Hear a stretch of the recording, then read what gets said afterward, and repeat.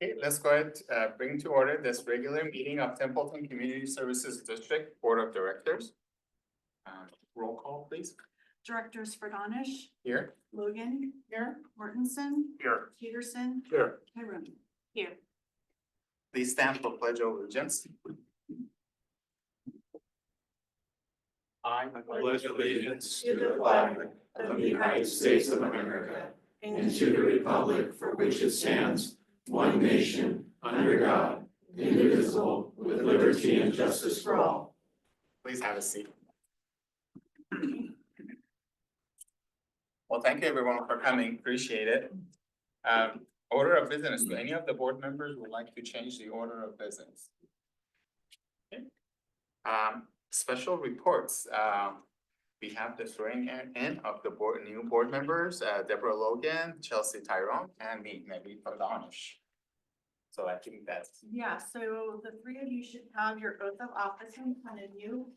I'll have you read it all at one time, and then you can sign it afterwards. Okay, so when you're ready, begin. I, Chelsea Tyrone, Naveed Ferdonish, do solemnly swear or affirm that I will support and defend the Constitution of the United States and and the Constitution of the State of California against all enemies, foreign and domestic, and I will bear true faith and allegiance to the Constitution of the United States and the Constitution of the United States of California, that I take this obligation States without any without any mental reservation reservation or purpose of evasion, and that I will faithfully discharge the duties upon which I'm about to enter. Perfect. How many times do I say constitution? Well, thank you, congratulations. Last time we did this, I think it was during COVID, we were on Zoom. Zoom, we were. It's good to. How could we forget? Well, it's good to be back. Recognition of the outgoing board member English, can you please come to the podium?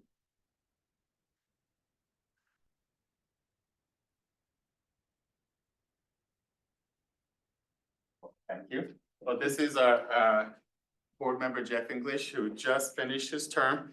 He has been our director for multiple terms, from 2012 to 2016, again from 2018 to 2022, and you were director for this year, which we really appreciate. And you were also the board president for 2020. In recognition of your dedication and years of service to the residents of Templeton, the Board of Directors of Templeton Community Services District, on behalf of its residents, sincerely thanks you for your many years of outstanding service for the betterment of the Templeton community. We wish you the very best in the future. Great. Thank you very much.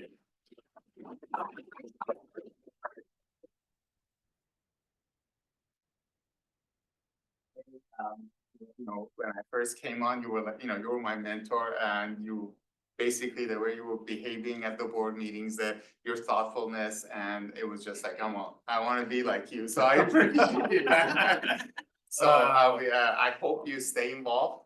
I will hopefully see you in the public, and again, we wish you the best. Thank you. Well, I do want to say thank you to the board. I appreciate the opportunity to serve again. I will be brief. Wayne always tells me to keep it short, Jeff, but I will do my best. I'm excited about the board that is configured in this format, and I'm excited for what we have for the next year, next 2 years, 4 years. So thank you very much. I appreciate the time, and I hope not to be back. But you never know. Thank you very much. Thank you.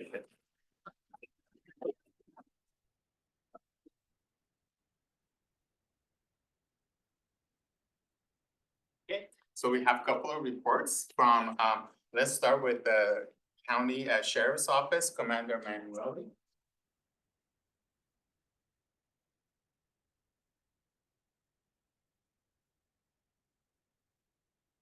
Good evening, Michael Manueli, Commander, Sheriff's North Station. For tonight, I have your report from October 2024. The station generated 1,370 calls for service compared to last year, we generated 1,313. That is a 4% increase in calls for service. Breaking those calls in service, Templeton accounted for 320 compared to last year, 305, an increase of about 5%. For comparison, San Miguel had 131 calls for service. Those calls for service generated 170 reports this year compared to last year, 172, a 1% decrease. Templeton accounted for 50 reports this year compared to 39 last year, a 28% increase. Now I have to add a little footnote to that, and that I had to adjust the numbers due to past supplemental reports being submitted at this time, and it really skewed my number. That was the best I could come up with. About a 28% increase compared to San Miguel, a 19 reports. Breaking those reports, calls for service down into individual categories. Assault and battery, 4 calls for service, generating 2 reports. We had a patient in the emergency room punch the doctor. Unfortunately, we are seeing more and more assaults in the hospital. That is a terrible trend, and I hope we can bring that in check. Disturbance calls, there were 17, generating 1 report. We had a subject signing a bright light into a neighbor's window. Good report, no burglaries. Thefts, we had 9, 8 of those generated reports. We had a shoplift of alcohol from one of our local stores.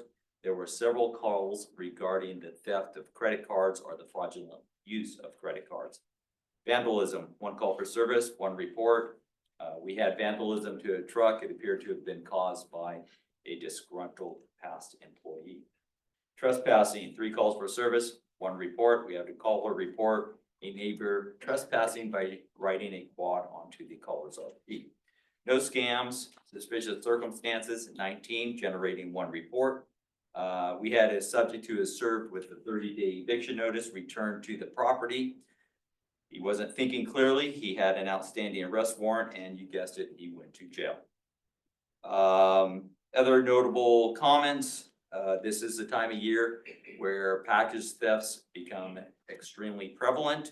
There is a great opportunity with everybody getting deliveries on their porch, creating an easy environment for thieves. Make sure those packages are secured. Don't leave any open or packages in your vehicles. Make sure your house is lit up. And if you're gone, have people looking for it. And I will not be here at next month's meeting. Commander Sandra Araza will be here for you. Okay. That is my report. Any questions? I have a question. I was just reading an article that there was a scam going on in Paso Robles regarding the water quality. The people were going door to door and notifying residents that the water quality in Paso is poor, so they should buy this equipment from that the state has supposedly approved. So have we seen anything like that in Templeton? I have not seen anything like that in our area. I've not read any reports. I see nods on the board. I know Santa Maria is having a huge problem with that right now. They're going in saying water quality is bad. They have been approved. We will install the system and it will be paid for by the water district. Is that what they're saying here for you? Or the state. Or the state? Yeah, they're saying that it's gonna be paid for. They're scamming people out of money. Oh, wow. Really gotta follow up on your basis. So if this is something the state's doing, go to the state to see if that's happening. If it's something the CSD is doing, go to the CSD and follow through with them and see if they are truly endorsing this product and everything. Scammers are very smart people. They make billions and billions of dollars taking people's money. It's just like any business. They come up with new schemes any chance they can. Okay, great. Well, that's good to know. Thank you. Thank you. Any questions from the public for the commander? Nothing. Okay, well, thank you again. Thank you for your report. And next we have our brand new Highway Patrol Commander. Is it Commander Genosa? Janusa, correct. Genosa. Well, please come on up. Welcome. Thank you. The banter is a little subdued compared to the previous. Step it up. I'm waiting till you get to the podium while I'm here in the peanut gallery. Wait till I get past my probation before I start trying. Thank you for having me. For those that don't know me, I'm the new Templeton CHP commander. Chandler Stewart retired November 12th of November. November 12th at 4:59 PM, and I took over at 5 PM on a good day. So it's probably the most efficient state business we've ever conducted so far. I've been in the county for since 2002. I'm starting my 26th year with the Highway Patrol. My previous assignment over the past year, I worked for the chief as the executive lieutenant in San Luis Obispo, and have done numerous stints to Los Angeles and back. But I have been in the county for quite a while. A fun fact, I'm actually a current licensed paramedic, and I was a flight medic on our CHP helicopter for many years before I went back to road patrol. So you've got me here now, and I'm very happy to be part of this community, so thank you. The stats I have for you right now are just for the month of November. I can compile the fourth quarter and we'll present those in your January meeting. For the month of November, there were a total of 26 collisions investigated in the Templeton area. Of those, 11 were on the highway, 8 on county roads. 7 total were injury. 4 of those were also, of the collisions, were DUI related. There were no fatalities, fortunately, in the month of November that we investigated. Total of 1,000 citations have been written for the Templeton CHP area by the officers. Of those, 110 are in the Templeton area, 85 on county roads and 85 on the highway, and 25 of those on the county roads.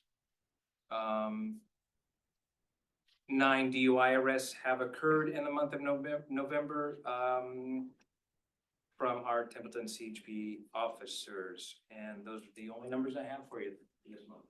Wonderful, thank you. Any questions? From public, any questions? Great. Well, thank you very much. Welcome. Great to have you. Everybody, and here's the information. Oh, wonderful. Thank Happy New Year to everybody. you. So next is our badge pinning chief. So firefighters Nolan Tinkle and Ryan Clayton. Yes, thank you, members of the board. Again, this is an honor that I don't think I'll ever get tired of doing, but I wish I didn't have to do it so much. Tonight, we have 2 gentlemen that have passed all their probation work. They've finished their task books, and they are now eligible to receive their firefighter badges. So if I can get Nolan Binkley, sorry, and Ryan Clayton. Somebody said. I said that. I apologize. Binkley. Binkley. Sorry. Over here, guys. I always get chastised for this, right there, line up. There you go. Okay, just a quick introduction on both of these guys. And I gotta say something about these guys specifically, that if these guys represent the future of the fire service, we're in good hands. This is something that I always get the honor and distinction of doing, but you know, with everything that's being said about the new generation, we get to see the best of them, and these guys are a couple of them. So I'm very proud to have them on board. Let's see, Ryan. Ryan was born and raised in Orchid. He's got no job right now outside of his job here with Templeton Fire Department. He became interested in the fire service through his dad, who is a battalion chief, I believe, deputy chief, or is he deputy? He's right. Deputy chief for Santa Maria, Jim Clayton, and we're honored to have him here tonight. He also worked for the Forest Service Hand Crew, which confirmed his career path to come and be a municipal firefighter with us. Good choice, right, Dad? For sure. He really enjoys the outdoor activities, sports, hiking, camping, and traveling, and he still currently lives in Orchid. Nolan lives in Paso Robles. I kind of know Nolan through an acquaintance of mine, my son. He goes to his gym up in Paso, and I know this about him, that he's a very fit young man that does CrossFit very well, because I got to watch him on their live feed when they were down in Huntington Beach. And he performed very well down there. What did you guys take? Like second place. Not bad throughout the state. Currently does bartending at Deeds Bar and Grill in Paso Robles at the golf club as his other job. His other interests are, working after college. Felt like he was missing something, so, always wanted to, do something that made a difference in the community and in someone's life, as well as be in a career that was both mentally and physically challenging. And the fire service was it. So that's how he jumped into the fire service. He likes working out, as I already gave away, golfing and reading, and he again currently lives in Paso Robles. So with that, I am going to give each one of you guys one of these. No, I'm not gonna make you read it. I'll read it to you. I won't do that to you.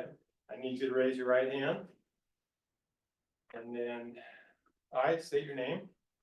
Ryan Clayton, Do solemnly swear, do solemnly swear or affirm or affirm that I will support and defend the Constitution of the United States that I will support and defend the Constitution of the United States and the Constitution of the State of California the Constitution of the State of California against all enemies, foreign and domestic, against all enemies, foreign and domestic, that I will bear true faith and allegiance and will bear true faith and allegiance to the Constitution of the United States to the Constitution of the United States, and the Constitution of the State of California, the Constitution of the State of California, that I take this obligation freely that I take this obligation freely without any mental reservation without any mental reservation or purpose of evasion, or purpose of evasion, and that I will well and faithfully and I will well and faithfully discharge the duties upon which I'm about to enter. discharge the duties upon which I am about to enter.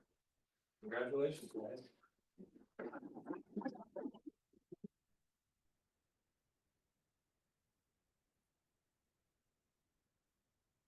That being said, you want to introduce family?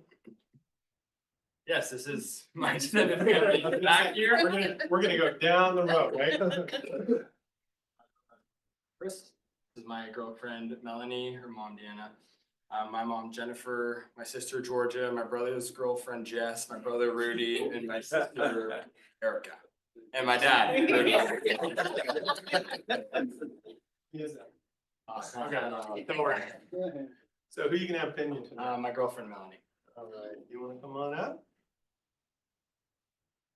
Comes first. Just feed it through and then you can just.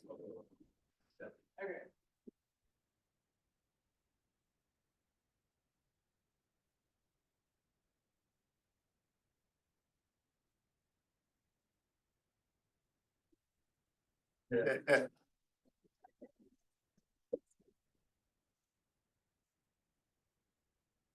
Hi, come on up. You wanna introduce family? I don't have as many as Nolan. My grandma Becky, my mom's mom, my mom Michelle, my dad Jim, my sister Jamie, and I'm gonna have my dad pin me tonight. Good deal.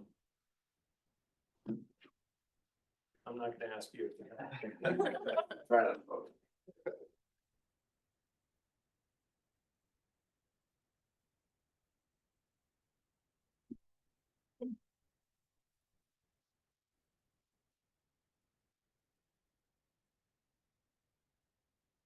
That's it. You guys wanna share anything, say anything? Yeah, sure. I just want to thank the board and the fire department, tell you guys I'm gonna be here, and be able to, accomplish my dream in my career as being a firefighter. I want to thank my family. It's been a long road. I started off in a different career and I, stopped that career to go to the fire service. And they've been there, every step of the way, as well as my girlfriend Melanie. She's been here since I've moved to Templeton and, she's the most supportive, woman in my life right now, so. And I want to thank my crew as well. Engineer Stewart, he's been a great mentor for me. Coming to the fire service, you got to learn really quickly and you make a lot of mistakes and he's been there to really help me through them all.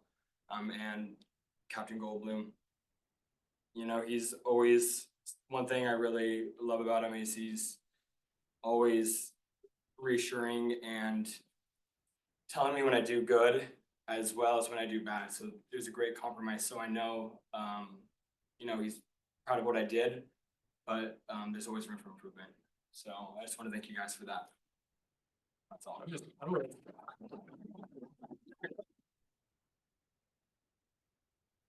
Surprised you wanted to thank you guys as much as you asked. I want to thank the board and the CSD. I really got to see just how close knit the entire board and the CSD is at the Christmas dinner. And it's really just a close knit family, not only in the fire department, but with just the entire community of Templeton. And I'm super honored to be able to serve the citizens and work for you guys, and thank you for the opportunity. And for the fire department, my second family, I really want to give you guys all due credit for me being here. I wouldn't be here without you guys. You guys gave me an opportunity and try my best, but you guys are all being like second family members to me. I really appreciate every single one of the captains, engineers, Captain Baker's taking me under his wing, as well as Engineer Rodlin, and really teaching me a lot. And I'm trying to take it all in. And at the same time, we're growing our relationship, and yeah, I'm gonna have lifelong relationships with everyone here. I really want to thank Captain Wall and Captain Goldblum as well. Been able to work with everyone pretty much here. And yeah, it's just been an honor to learn from you guys. I really appreciate everything that you guys have been doing. And I look forward to the future with working with every one of you. And also my family. Thank you guys for helping me out all the way through. I'm staying at your guys' house to go to the academy and work here. So I really appreciate all that you guys do for me. You guys have given me a lot of opportunities, and I will try not to let you down, but I'll do my best.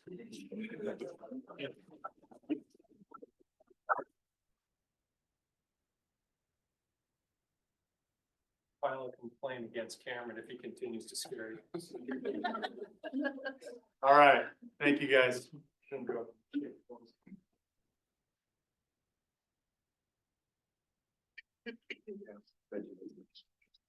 Thank you. Congratulations. And we will assemble our. Welcome.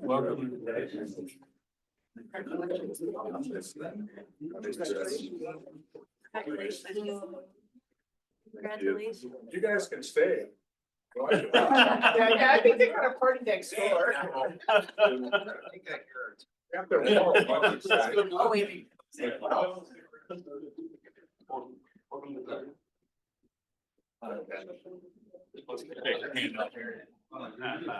You just big dog. Boy, the room- Wow.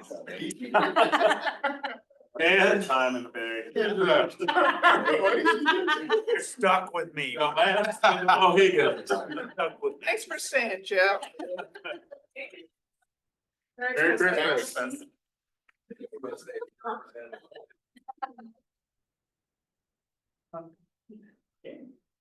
All right, we'll continue. Now it's quiet. Public comment. Members of the public may address the board on any items of interest within the subject matter jurisdiction of the board, but not on the agenda today. In the compliance with the Brown Act, the board cannot discuss or act on items not on the agenda. Any public comment out there? No, nobody's raising their hand. Okay.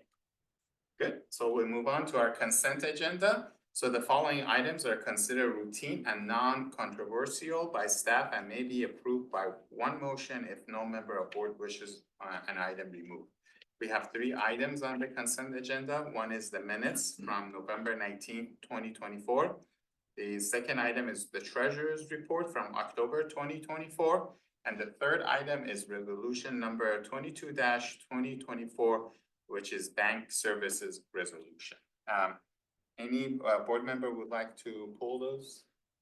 Any public comments or pull any of those items? No? Okay. If not, I'll entertain a motion to approve the consent agenda. So I'll make a motion that the board approve the consent agenda item A, the minutes of the November 19th, 2024 meeting. Item B, the treasurer's report for the period ending October 2024. And item C, resolution number 22-2024, bank services resolution. Well, second. Roll call, please. Directors Logan, Aye. Peterson, Yes. Bardanish, Aye. Martinson, Aye. Tyrone. Right, motion passes 5-0. Wonderful. We're moving on to the business item. Our first item is board reorganization. So this is where we hold the elections for the positions of president and vice president. I just want to make a quick comment, couple of quick comments. I first want to thank the board for giving me the opportunity this year to be the chair. I appreciate that. I think we, even though we had some challenges with the transitioning in the board, I think we accomplished quite a bit with the help of staff and the board members. We stayed focused. Some of the things that we, just quick summary of some of the things that we accomplished was we brought in more revenue for our fire department by creating some new policies. That was important. We approved and ordered a fire engine. We are in the midst of looking at the fire department remodel design. That's exciting. We created a new position, the parks, senior parks maintenance staff, and that's going to be a great help for our parks. We released water units, a lot of water units that we're still trying to sell, thanks to Justin's hard work. And as always, as in the past couple of years, we did this all with balanced budget. Thank you, Natalie. That's I think we accomplished a lot, and as I get to know Eric and Chelsea, I think I'm looking forward to working with you guys, and I think as a team we could accomplish many more much more for Templeton. So I'm looking forward to working with you guys. And if it's the board's, if the board agrees, it would be my honor if you guys choose for me to continue to serve as a chair for another year. Thank you guys. I really appreciate it. And that being said, I'll turn it to Natalie to do the process. So with that, we'll open up the nominations for the office of board president. Do we have any nominations from the board? I'll nominate David.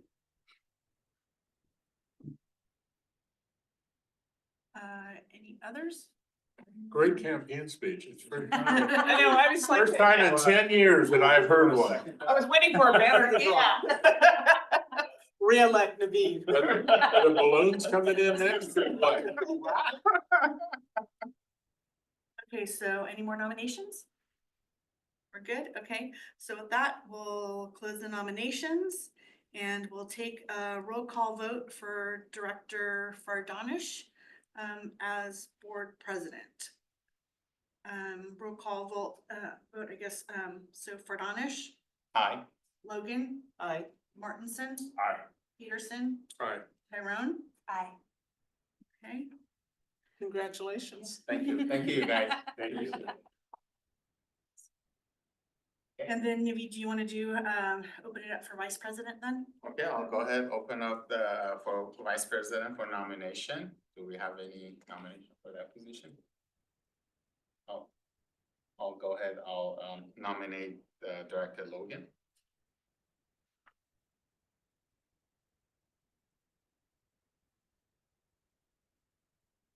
Any other nominations? I'll nominate Logan. Then we will close that. Roll call vote, Director Fardanish, Aye. Logan, Aye. Martinson, Aye. Peterson, Yes. Tyrone. Yes. Okay. We are all set. Thank you, Natalie. Congratulations, Dr. Logan. I'm not. So you don't need to move it, but Just wait, need you to could sign. move your. You want this one too? You were quick to get rid of that. It's been a big burden. All right, audit report. So we are going to listen to a presentation from the district auditors for our audit, so I think that's. Yeah, so Natalie. tonight we have Jared Solomson on Zoom to go over our presentation for us. Good evening, Jared, how are you? I'm doing well, Natalie. How are you? Pretty good, thank you. So I think you're gonna share your screen for us tonight. Yes, I will. So, and we're ready whenever you are. Okay.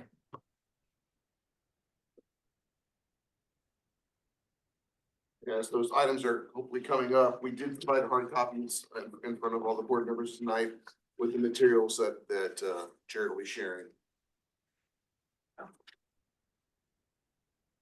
Okay, good evening, everyone. As Natalie mentioned, my name is Jared Salmonson. I am a senior manager with Nigro and Nigro, and I oversaw the audit of Templeton Community Service District this year. Can everybody see my PDF on the screen? Yes. All right. Okay, so I'm going to start with the scope of work that we performed during the audit. We were engaged to perform audit test work of the entity's annual financial statements and audit report. We were engaged to report on the entity's internal control over financial reporting and on compliance in accordance with government auditing standards. Our responsibility in accordance with professional standards is one, to form and express an opinion about whether the annual financial statement results that have been prepared by management are presented fairly in all material respects in accordance with accounting principles generally accepted in the United States of America. Our second responsibility is to plan and perform the audit to obtain reasonable assurance about whether the annual financial statements are free of material misstatements. Again, I want to point out that's reasonable assurance, not absolute assurance. We do not look at everything.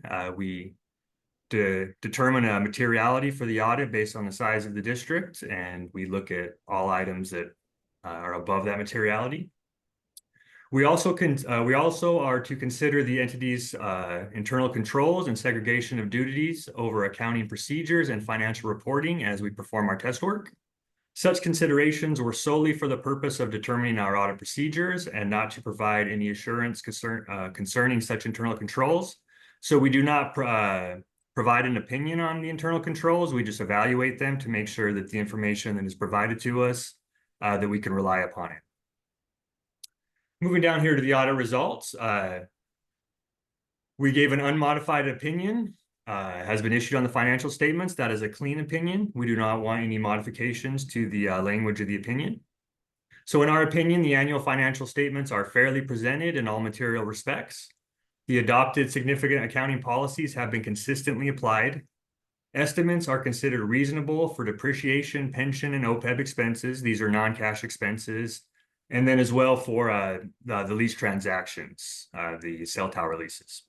There are some estimates involved in those as well. And all required disclosures are properly reflected in the annual financial statements. Also, as part of our responsibilities through professional standards, we are supposed to communicate internal control related matters identified in the audit. No material issues arose to be reported to the governing board or management. And then just down here to how do we make you better? Districts are required by law to have an audit, but we like to try to provide some ROI. So we try to share best practices. If we see something, say something. We see a lot of districts throughout the year, so we try to share best practices, the good, the bad, and the ugly, and whatnot. Okay, I'm going to move on here. We're going to do kind of a brief overview of how the numbers came to rest. We're going to start with the governmental funds. So here at the top, operating revenues, we have 24 versus 23. For the most part, pretty stable. The biggest change here was in grants for the fire department. Those were up this year. Again, those vary year to year depending on what's out there. So overall, very stable operating revenues there for the governmental funds. The biggest change here was in non-operating revenues with a pretty good jump, $100,000 in property taxes, and then $300,000 jump in investment earnings. So it's good to see the district taking advantage of the current investment market with interest rates. And then just about an $80,000 increase in other revenues. That's just kind of miscellaneous stuff, reimbursements, stuff that you don't necessarily rely on year to year. So total revenues, 3.9 versus 3.2 in the prior year, about a $637,000 increase. Moving down here to operating expenses, we have it broken down by fund. Overall expenses up quite a bit, a little over $1 million. A lot of that has to do with the annual revaluation of pension and OPEB liabilities. So a good amount of that is non-cash, but we are seeing expenses increase kind of just across the board with most of our districts. So that brings us to a total operating expenses before depreciation at 3.9 versus 2.8, as I mentioned earlier. Depreciation expense, 202,000 versus 201 in the prior year. So very stable there. Not too many new assets have come online over the last couple of years. Brings us to total expenses of 4.1 versus 3 million, which gives us a change in revenues and expenses. Think of that as kind of your bottom line for the governmental funds of negative 190,000 there. Moving down here, looking at capital outlay, we had $81,530 in capital asset addition. So that's cash spent on property, equipment, facilities, whatnot. Again, depreciation expense there, 202,000. So that gives us a change in capital expense of 121,000. Cash and investments are up from 5.9 million to 6.8 in the governmental funds, about an increase of 916,000 there.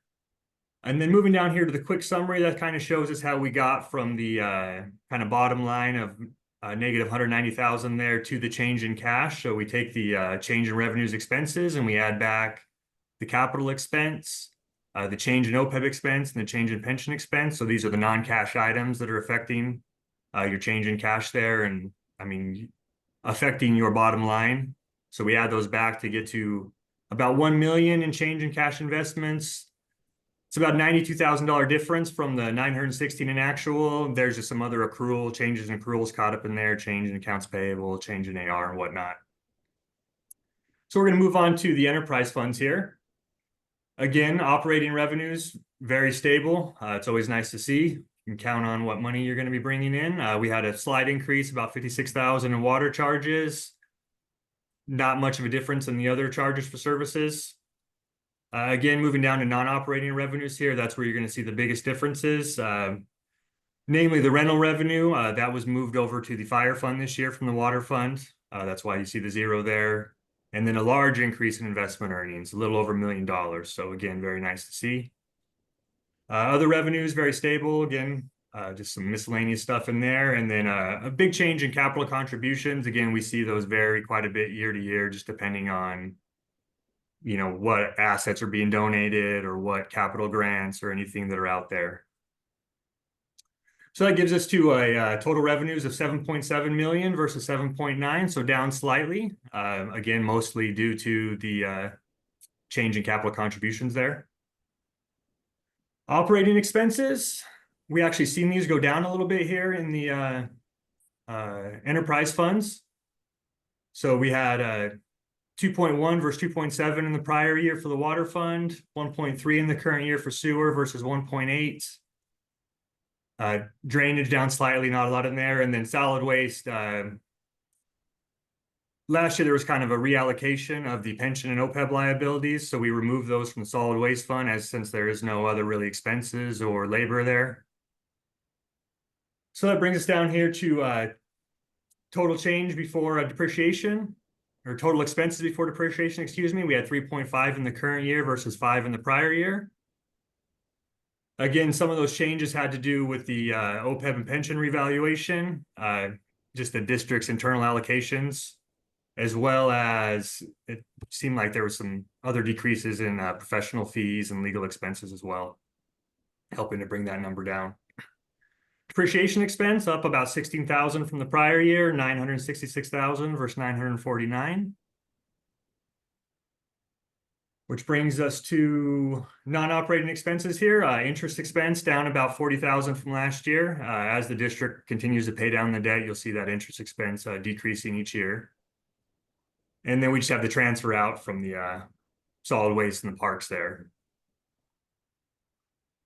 So total expenses, 4.8 versus 6.4. Again, about 1.5 million decrease there, which leads us to a change in revenues and expenses of 2.8 for 2024, up about 1.3 million from the prior year. And then moving down here to capital outlay, we had 315,000 in capital additions. Again, that's cash spent versus 455 in the prior year. That just based on what the district decides its needs are as far as capital improvements. Taken against depreciation expense here of $966,000, that gives us a change in capital expense of $650,000. Moving down to debt service here, principal paid on the debt was $147,000, slightly more than the prior year, but as you're paying less interest, you'll be paying more principal as the years go by. Moving down here to cash and investments, we're 24 end of the year, 24,000 or 24 million, excuse me, 613,000 versus about 19 million, 19.3 in the prior year. So that's a pretty big increase in cash, about 5.2 million. Moving down here to the quick summary, we're gonna again go through kind of how we got from the bottom line there, the 2.8 million change in revenues over expenses, and how we got to the change in cash. So we take that 2.8, we add back the capital expense of 650,000, subtract the debt service, and then changes in assets and liabilities about 1.8. That's just all your balance sheet items. Bringing us to a change of investments, cash and investments of 5.2 million, about the same as the 5.2 up there. Again, a small difference just based on some other changes in accruals. And the last thing I'm going to comment on here is total investment earnings to portfolio. In the past, that's not something we've really commented on because for so long it was kind of a zero interest rate market. You know, there's getting 1% tops on these securities. So now that we're actually seeing rising interest rates over the past couple of years, we kind of did a benchmark of about 4.5% for our clients. And as you can see, you came in at about 5.3%. So again, very good treasury management by the district, taking advantage of the interest rates. That concludes my presentation. I'm happy to answer any questions about the presentation or about the audit report in general. Thank you. Thank you for the report. Any questions from the board? No questions. Oh, okay. Anything from public? Any questions or comments from public? Okay. All right. We'll come back to the board for any comments. Otherwise, we need to make a motion. So I just want to acknowledge Natalie's efforts in putting together all the necessary documents so that this audit report could be completed. So I know that auditors, from my own personal experience, auditors, take no offense, can be a thorn in your side.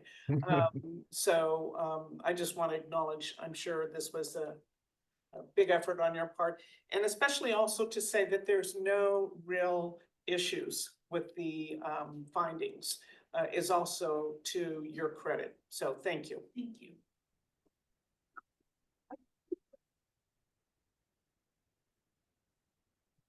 Okay. So we just need I guess, a motion to approve the Yes. audit report, yeah. Yep. If there's no other further questions or comments, I'll entertain a motion to approve. Come on, Eric. I'll second. Okay. Chelsea's gonna jump in. I second the motion. Was there a motion? First. Oh, Okay. I'll make a motion. All right, go for it. I'll make a motion, what do I say? Officially. To approve, the audit report, presented, by Nigro and Nigro. And to accept, the audited financial statements for the year ending in June 30th, 2020. Excellent. All right, do I have this? I'll second the motion. Wonderful. All right, roll call. Okay, directors Tyrone, Aye. Logan, Aye. Bogdanish, Aye. Wilkinson, Aye. Peterson. Yes. Great, motion passes 5-0. All right, next item is budget amendment. Is it ARC? It's called ARC GIS, Justin? Is that That's correct. Okay, ARC GIS Online and Integration Services. And I see Justin getting up already. And then I think Yes, there. okay. Good evening, board. Justin Black, Templeton CSD Utility Manager. I'm here tonight asking for funding in the water and wastewater fund for GIS. We have Raed Alba as well joining us this evening remotely, and he'll be providing a overview of GIS, ArcGIS. And available for any questions, answers. I wanted to say a few things before turning it over to Raid and about GIS from a user perspective and how it could help us out here at Templeton. So GIS is a standard technology these days for capturing, storing, tracking data. It minimizes redundant efforts that you may have typically seen in paper tracking various tasks, work accomplished through in the field documents, paper files, bringing those back and then entering them into Excel spreadsheets and those sorts of things. So it increases efficiencies. This is something that we've been, we deal with. No agency is necessarily free of this, but employee turnover. And so GIS is a repository for all of these different these informations and data coming in about our infrastructure. And so we don't necessarily have to start over again as we lose crucial staff that are working in the field in utilities departments. We would have that information at the ready as soon as a new employee comes on. They would have that valuable information about our infrastructure, but also our maintenance and operations endeavors ongoing. What we're looking at, what we're proposing here now is a phased approach to GIS. And so that we would build this over time. This is not something that we will accomplish everything in the first year, as we'd like to develop and a robust GIS system and data storage ongoing. So I'll leave this with also, we have been looking for a cost-effective solution to GIS. And I think we found it with this Esri option. In the world of utilities, we are constantly maintaining and operating our water and wastewater systems, tracking and documenting the work that's had inside of our operations and maintenance programs is invaluable. I believe Ryan will be going over field maps, possibly. And in field maps, there are pages set up for tracking water system flushing, for valve actuation, for sewer line cleaning. And although this is helpful and it increases efficiencies out in the field, it's also helpful as a management tool, because then the manager can be from afar tracking in real time work being accomplished in our systems and making sure that quantities and qualities of the work are being had. So it's incredibly helpful from a management perspective. I also want to lend to CCTV footage, sewer line inspection footage being brought in, integrated into the GIS system ultimately as well. It probably won't be had in the first phase, but soon following, we'll be able to bring up that video footage. It's important not only for ourselves, our staff, locating sewer laterals, for instance, but it's helpful for the community, for the customers, realtors asking if a parcel is connected to sewer. You can readily go on to that GIS system, pull that video, and be able to tell us specifically where that sewer connection is at, where it's connected. I'll also lend to the fact that it helps a great deal with regulatory agency reporting. And so one of those recent endeavors was regulatory requirements was the lead service line inventory. Recently, all water purveyors had to send in an initial, at least, lead service line inventory of their water services. And so GIS, many were using GIS as a way to be able to build the system and communicate to the state about lead in their water distribution system. Quick note about engineering. So GIS systems help collaborating efforts with consultants, neighboring agencies, public agencies, and stakeholders. One of which, for instance, we're working on CIP, New Nacimiento turnout down at Creeksides, down at the Creekside Water Resources area. And working with the county, GIS information is very helpful right out the gate to be able to offer up, lend to our infrastructure and our data, ensuring that collaborating with other public agencies in these projects. It also helps with development review, much like I was lending to with the sewer CCTV footage and pinpointing exactly where a sewer lateral is.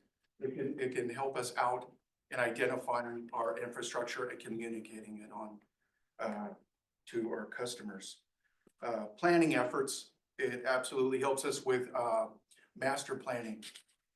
We are about to embark on a wastewater master plan update, and certainly GIS will help us through that process.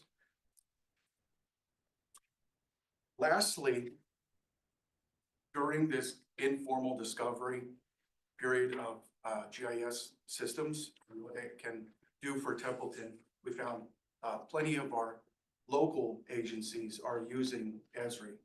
Not only that, but our own fire department. So in talking with Chief Peterson, they used Esri last year in supporting weed abatement programs. In the future, they may have new increased costs with integration with that, with those efforts. And so this would help provide the means for them to be able to move forward with that weed abatement. As utilities is really the primary user with this software and technology, fire would be afforded the ability to use the system as it would be wide, it would be company-wide. And so they'll be able to use it.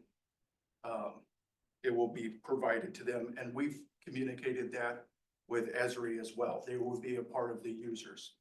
I was also talking with Chief Peterson about pre-planning efforts, and he mentioned that he's excited about this opportunity in that they can build pre-planning of lot parcel information, pre-planning efforts in a new, more meaningful way through GIS. And that would be, so then in the example I provided, they're dispatched out into the community. They can pull while they're on their going to the site, they can pull up the GIS system and find out how to get in, how to get out, where there's crucial infrastructure, hydrants, before they even arrive. This would help them out a great deal. So that's just a few things I wanted to mention before turning it over to the real expert in GIS. I'm just a user. And so, Raid, are you there? Yes, I am. Okay, wonderful. Thank you for joining us tonight. Absolutely. No, thank you so much. I appreciate you guys having us. Good evening, everyone. Thank you so much for having us. I'll do a quick introduction here for myself, and I'll pass it over to my colleague. This is, I believe, going to be my very first time presenting to a board. So if I sound scared or a little bit stressful, please don't mind me. My name is Raed. I'm an account manager on the Esri water team. I've been with Esri a little over 3.5 years. Actually been focused over the past 3 years on the state and local government. So working with like cities, counties, and state government. And I transitioned over to water early this year in January, supporting water district and municipalities in Southern California. And I'm also joined with my colleague, Finn. I will pass it over to him for a quick introduction. Thanks, Raed. Yeah, hi everyone. My name's Finn. funny that Ryan would mention that this is his first time presenting to a board, because this is probably the 10th or 11th time I presented to one. But I am a solution engineer on the Esri Water team, and before joining the Esri Water team, I was a GIS specialist at a water utility here in California, Camarosa Water District in Ventura County. So many board presentations at Camarosa Water for just discussing GIS and the benefits of GIS, and hoping to just show you all what some of those are today. And Justin already brought up a lot of great stuff, so hopefully we can touch on some of that. And I think Riot's got a presentation lined up for us, so I'll pass it back to him, but I'm very happy to be here, and thank you for Thank you having so me. much, Ben. Yeah. Great. Well, just like really as we mentioned, Finn and I are part of the Esri Water team, and we have prepared this presentation to help the board members and the district better understand what GIS can really do. So just like a quick overview about Esri, or you can call it ESRI. So Esri was founded back in 1969 by the president and the owner of the company. His name is Jack Dangermond. He still runs the company with his wife, Laura Dangermond. The company was founded in Redlands, California, and the headquarters until today is still in Redlands, California. He wanted it to be really where he found it, and where he grew up, and where he knew the community. Right now, Esri is the world leading provider of GIS software and technology. Our team is comprised of over 5,000 GIS professionals dedicated to the development of our application, which Justin referred to in his presentation, that we call ArcGIS. So the software is really used by hundreds and actually thousands of organizations worldwide. And in the water space, we have over 17,000 agencies, ranging from like the small water agencies to really the large water utilities in the United States or all over the world. So with discussions with Justin, and really better learn about some of the challenges that Templeton Community Services District have, we really wanted to put some bullet points here to like help you see where GIS can be very beneficial. One of the things that we see when we talk to like smaller water districts or even larger water districts when they don't have GIS is the high reliance on paper workflows. And that's like really one of the things that we help our customers help like reduce and get to a level where they can start digitizing different workflows. And you know, when we are putting a note, we're really touching the data once, we're entering the information in the field, it's being you know, accessed by really everybody within the district. So that will help us reduce having stuff on like sticky notes and like, you know, some like, you know, drafts, and then bringing it back into the office and enter it into Excel sheets. Then from Excel sheets, being able to like make like a valid decision or something that you are confident to make a decision on is difficult. So the way this will help the district is really by allowing everybody in the field to use their mobile device, their tablets, or their laptop, pretty much any smart device, will be able to like input data. And as they learn, we're getting them, you know, access to higher capabilities. But in the beginning, they may be only sending requests that will be approved by people back in the office. That will be like, you know, maybe Justin, maybe the GIS consultant that will be helping in the process. This will get us to a level where we centralize our data process on our infrastructure, which take us to bullet number 2, where it will increase the operational efficiency. And this will help you to really better finance for different projects that the district is focusing on. And another big item is capturing institutional knowledge. As Justin mentioned in his presentation, like we get newer people coming to the district, we're getting people that are leaving for retirement or changing roles. So like all that constitutional knowledge and important knowledge that's been you know, adopted and collected all over the years has to be in a place where we call a system of record. So we are trying to help our customer view our system as a water system management. It's like a system that help you manage your water. and focuses on three different items: the centralized data management, to the efficient operations and maintenance, to assist you in enhancing your customer service. So the way you will get to view it is, this is a collection of capabilities that will be deployed to your users through apps or through web maps or through different items that will allow them to access it from any device, anywhere, at any time. So when we talk about centralized data management, we have built solutions that we call them like schemas, or pretty much pre-configured as-built solutions that will be deployed based on the district needs. Think about lead service line inventory as an item. So instead of like really trying to customize an item, or like putting stuff together to be able to meet the EPA requirements, what ISRI is doing, we're working with a lot of water districts to better understand EPA requirements. So we have created a solution that we call the lead service line inventory solution. So by having the software, you have access to a various number of solutions, from like hydrant inspections to flushing to CCTV to like the lead service line inventory, to dashboards that you may be interested in showing the public, to dashboards that you may be interested in bringing to the board meeting, to just like really show how much hydrant inspections has been done within a month of like having the software in place. So you're really creating a system of record that will stay forever and will allow you to get other people involved as you grow your system. Again, it's not a magic button. It is a process. I really liked how Justin described it as a phased approach. So we want to take that baby steps in the beginning, is like really getting our data into that system that will allow to like do some type of tracing, pressure zones, and looking at our network as a complete network that's connected together. Now, how does this happen? Really, it happens by using the field applications that ISRI have. So we've created a robust connected field operations that allow you to see your organization data from any device, anywhere, anytime. So you'll be able to use your mobile device, and you can integrate your mobile device to a GPS receiver, or pretty much use the GPS that comes already with the phone, depending on how high the accuracy do you want it to be. You will be able to collect data and input it directly into your GIS.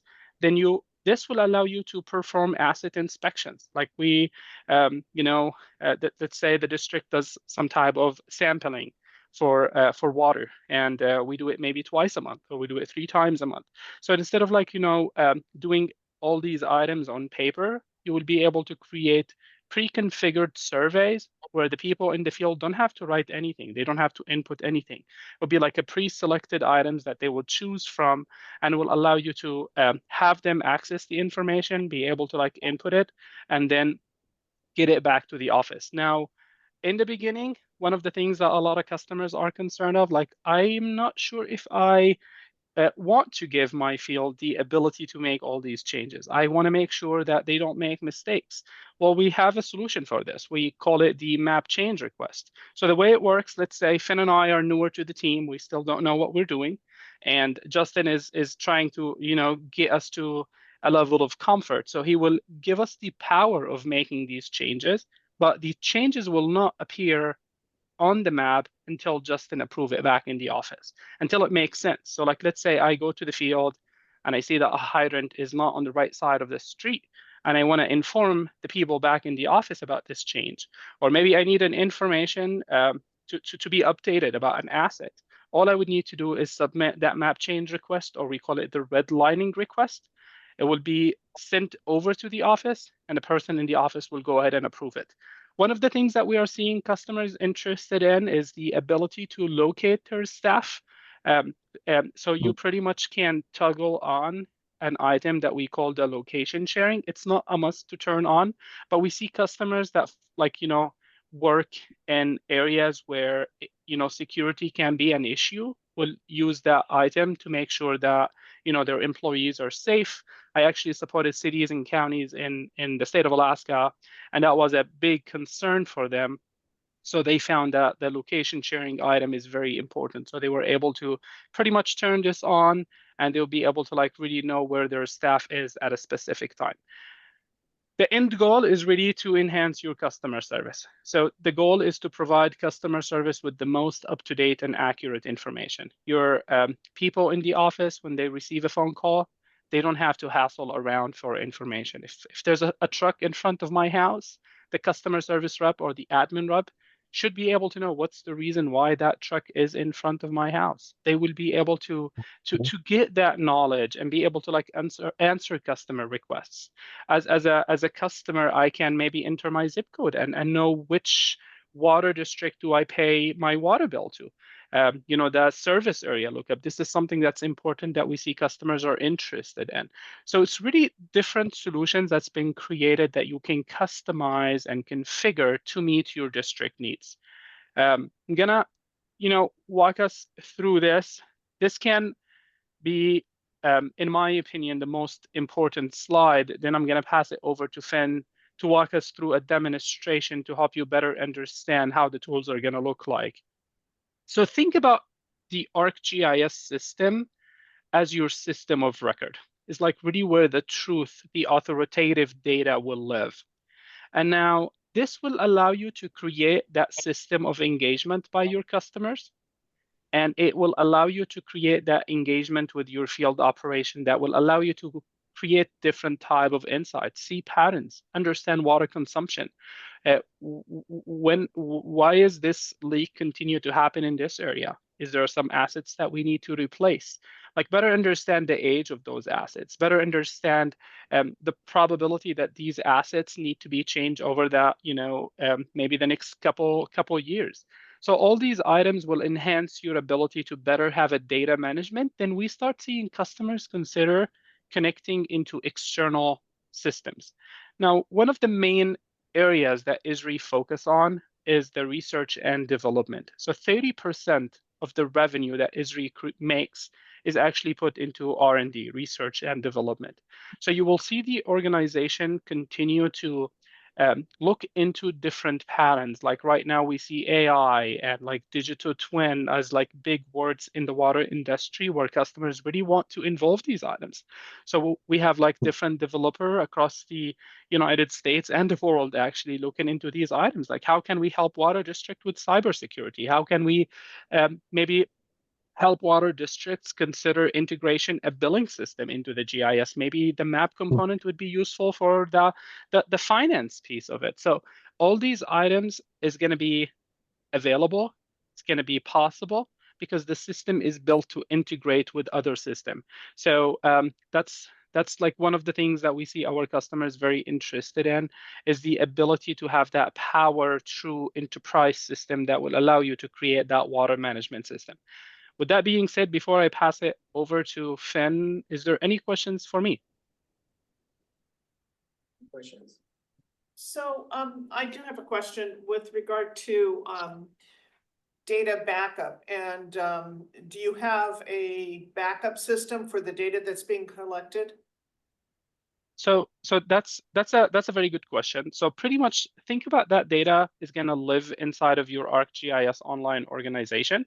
So we have what we call the recycle bin. So when you delete like some type of data or anything, the data will not be deleted. It will go to what we call that recycle bin that you can pretty much restore it from that recycle bin back to your ArcGIS online organization. And we have also items that we that it doesn't allow any member within the organization to delete any content without getting the permission from pretty much the admin. So nothing will be deleted without the permission from the admin, which in this case most likely will be Justin. So when it comes to the backup, that's really how our customers rely on. Now you can always consider getting like a backup system, like maybe back everything up on your desktop or on the server, because you can save all these items as what we call a file geodatabase that can be saved into your computer machine, not in the cloud. So it can be stored in a redundant site elsewhere. That is correct. Okay. Yeah.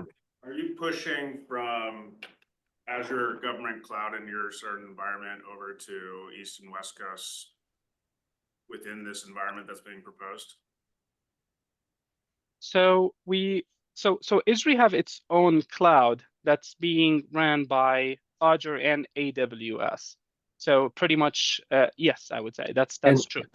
Yeah, and so that cloud has redundancy throughout the United States and I think internationally as well. We definitely have multiple backups on our end. And it really comes down to what your organization decides to do in terms of data hosting. So if you decide to keep your data in Esri's cloud, then definitely the backup, unless So something asking, drastic like, the happens. proposal that was provided is providing that redundancy within that proposal. I think that I looked at the proposal that's here and it says ArcGIS Online in the heading, but I also saw an enterprise cloud as sort of the detailed description of it. If you do an enterprise cloud, I do believe that the redundancy would be included in that. Yeah. If you were to do an on-site enterprise deployment on your own server, then you would have to configure that redundancy between multiple physical locations. But if the enterprise cloud side of things, you would have multiple backups on Esri's side. So Thank you. yeah. Well, great job for your first time presenting to the board. Thank you. Thank you so much. My question is, I understand obviously the staff is going to be using the system quite a bit. What kind of training or learning they need to go through to be able to, start using this? Good question. So that's actually an excellent question. So maybe I'll skip the demonstration, but we'll go back to it right now. So so this is what we call our strategic accelerator. So pretty much we have different items that can be offered to our customers. So based on the discussion that we have with Justin, we have different Esri business partners that does provide some type of consultation services.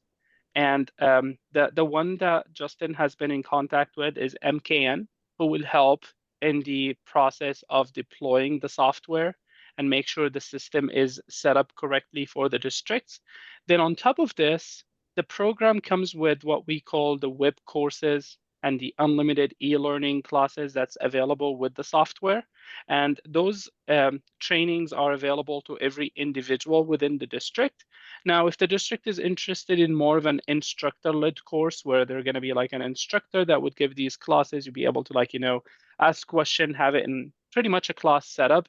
Those are items that we offer. They are paid instructor-led, but for the web courses and the e-learning, as well as the different certifications we offer, those are free and available with the software itself. All right, thank you. Absolutely. Any other questions? I have a question. So does the Esri team provide technical assistance, or is that also, okay? And so would it be assigned a specific team member, or is it just you have So it's not like a specific team member. So we have our technical support is open Monday through Friday from 5 a.m. to 5 p.m. Pacific time zone. So you will be able to access that technical support team pretty much anytime. You would submit a technical support ticket. It can be yourself or any user within the district. Most of the time, what we see districts do is really assigning an authoritative user that will be submitting tickets on behalf of the district. Like let's say, and when in Camarosa Water District, when Finn was there, most likely he was that main person. So if there's a technical case question or a technical support ticket, he would be the one to submit it. And then once it's resolved, there would be a person assigned to him that would work with him on solving the problem. Now, if we need like a more of a senior technical support analyst, the district will reach out to myself as the account manager, and I will escalate the case to a higher level senior technical support person, and that will be able to assist in resolving the problem. And what's your response time? Most of the time when you submit a technical support ticket, you would hear back within 24 hours. Now, we have premium technical support. That's like pretty much a paid service, like it's an additional charge, and the response rate for that one is 1 hour, and it is available 24/7. With ArcGIS Online, I really don't anticipate, and again, technical support cases will happen. Like you will need it. I'm not saying that you will not, but usually with ArcGIS Online, we don't see them happen often just because the software is very intuitive, really easier to learn. There's like no server component, like you're not hosting stuff in your machines. It's all running in the cloud. So it's a lot easier to like really resolve issues if they do come. And we have lots of online resources within the ISRI community. Like you can submit pretty much like a request within the ISRI community, and those are users just like you about maybe a concern or a question that you would have, and you most likely will hear from them very quickly while you're waiting for the technical support to get back to you on the next day. Yeah, and Rad, you're correct. I was the one who had to contact technical support many times because I was kind of learning as I went along. And just speaking from my experience, very rarely was the issue not resolved in real time. As I would call in and just say, hey, this is the technical issue I'm having. I don't really know what to do here. And it would almost immediately, okay, share your screen with me. Let's walk through it. Let's get it figured out. Now, if there was something that came up like a bug or an issue that wasn't resolved in that phone call, then like Ryan said, about 24 hours, we expect to follow up as the technical support person does a little bit of research to find out, what exactly is going on. But most of the time, most of my issues were resolved like immediately when I made the call. Yeah, that was my experience.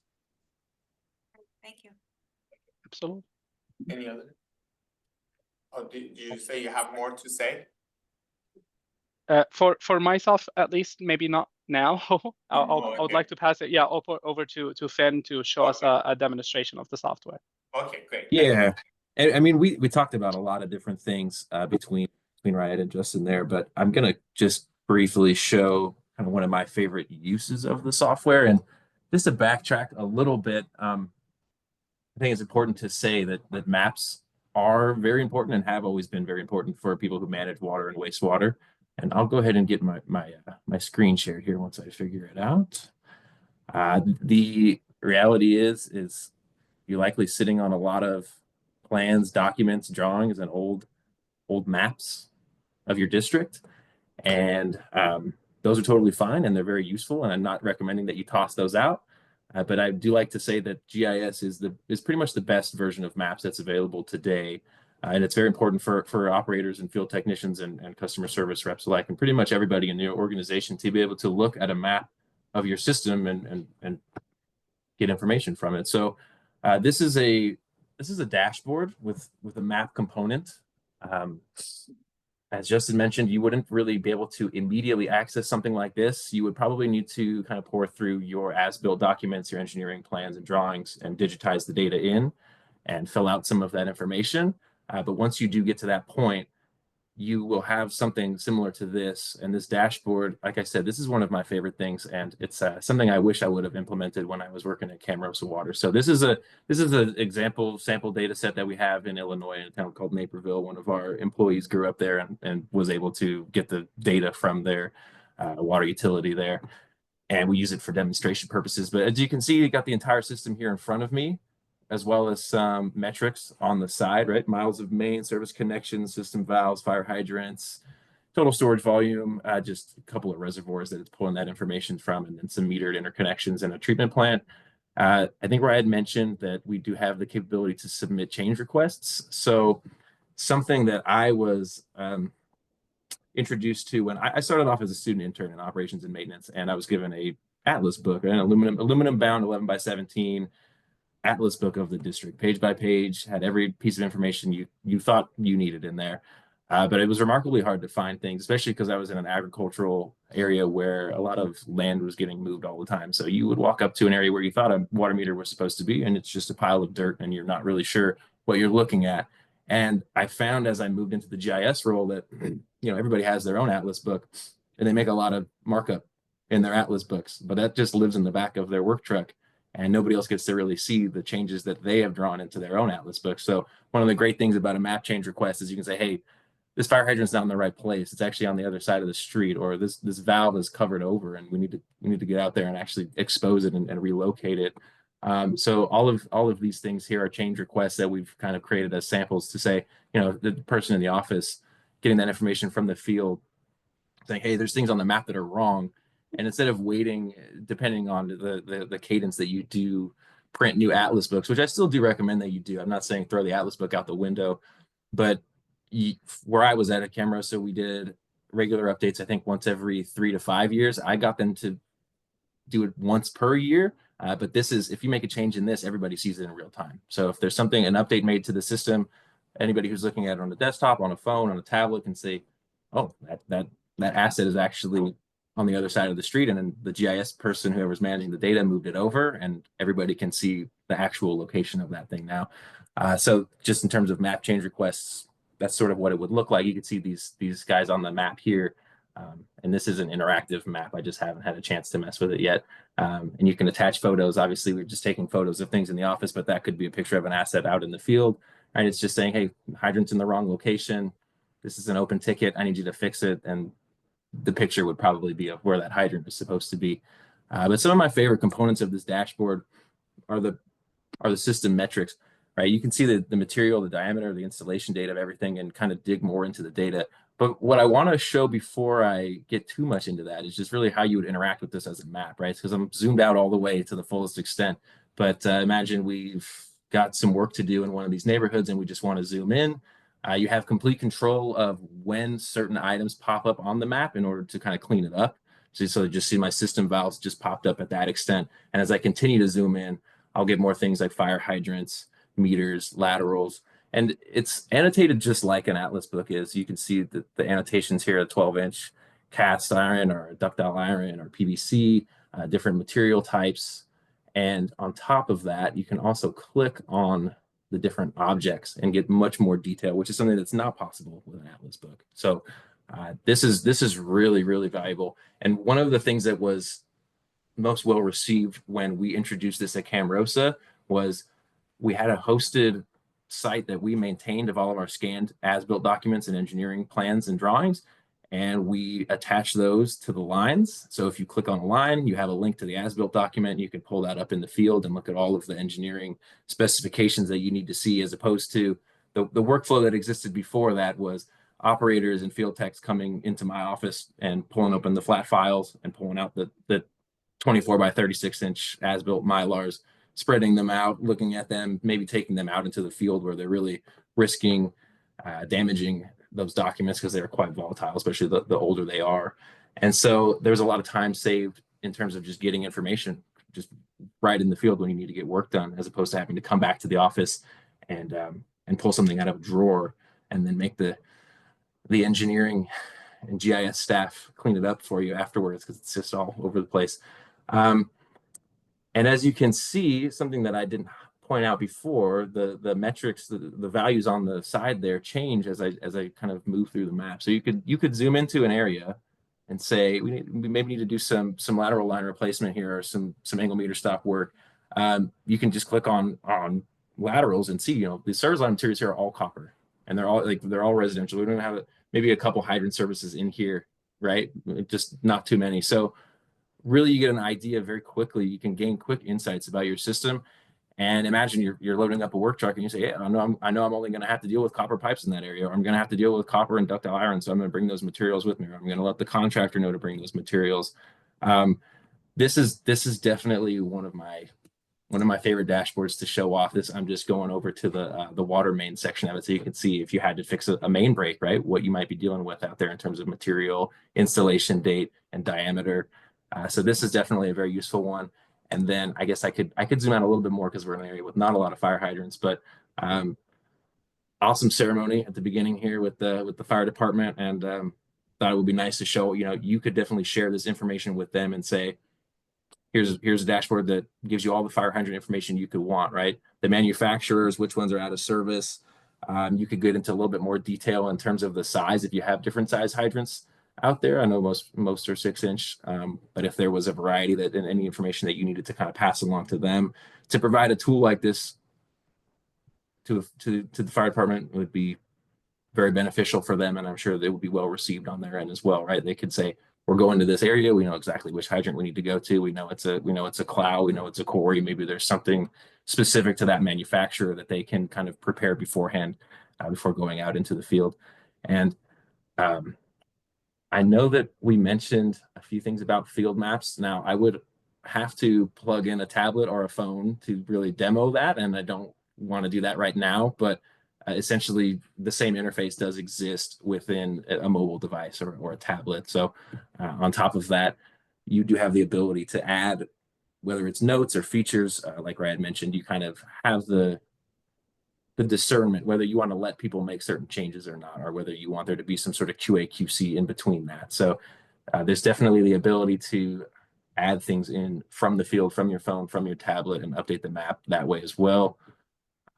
So let's see what else I had pulled up here. I know that we mentioned the lead service line inventory solution that we provide, and like I had mentioned, this is a completely free solution, and we build a lot of industry specific solutions. So this is just one of them, but we try to capture common workflows or things that are brought about by regulators. So the EPA being the regulator in this case. And so basically what we did is we copied the data table that they required for their report. We integrated that into our solution. With the solution, this dashboard is kind of the reporting end of it, but it does deploy a mobile application that allows users to go out in the field, do the verification process, report their material, take pictures, and then get it into this table where you can easily see. And then down here in the bottom left corner, you have the ability to export that data and send it off to the EPA or whatever other state regulators you may need to interact with. I know we also discussed a little bit of inspection related stuff. I need to sign in on this one. I'm in a different organization. This would be what the end result of a hydrant inspection dashboard, like Brad mentioned, would be like. Your guys in the field are out doing hydrant inspections and assessments, and essentially putting the data into their phone, not needing to put it on a spreadsheet. Once they get back into the office, it's just right into the database from field maps, and then the data is here in real time. So this is just, it has a sample of a fire hydrant leak being, that's obviously something that you would want to get addressed right away if you have a fire hydrant leaking. So it pops up on the map a little bit more clear, but other things like chains and paint, not so pressing. So just kind of get categorized into these sections here, and you can see an inspection like a progress monitor, right? So this is just something that's just barely getting started, and you can kind of see that with the symbology on the map as well, right? So it's a very nice tool for planning work in that case. If you say, hey, we're going to go do this whole neighborhood of fire hydrants in the next week. So, you can isolate areas. I kind of want to leave it there and see if you have any questions about anything specific. I can also demonstrate any of that, but just getting back to where I started, maps are crucial. And this is the best version of mapping that I've come across so far. And if you have any questions about it, I'm more than happy to answer. Like I said, I started off in operations and maintenance with an Atlas book, and on my way out, we were using exactly what you guys are looking at right now. So it's highly beneficial for us. Great, thank you. Yeah. Any additional questions?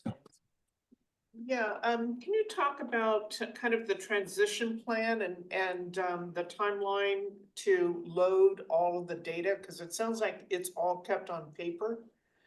Well, so, Do you have any can be automated and that's automated that can be loaded? in recent years, MKN has updated all of our Atlas maps, CAD drawings, into GIS files. MKN, as mentioned earlier, was looked to as helping us integrate all of that data into this GIS, ArcGIS. Would that be automated? Or is it a manual process? It's a manual process, I believe. Yeah. And do you have an estimate of how long it will take to complete that effort?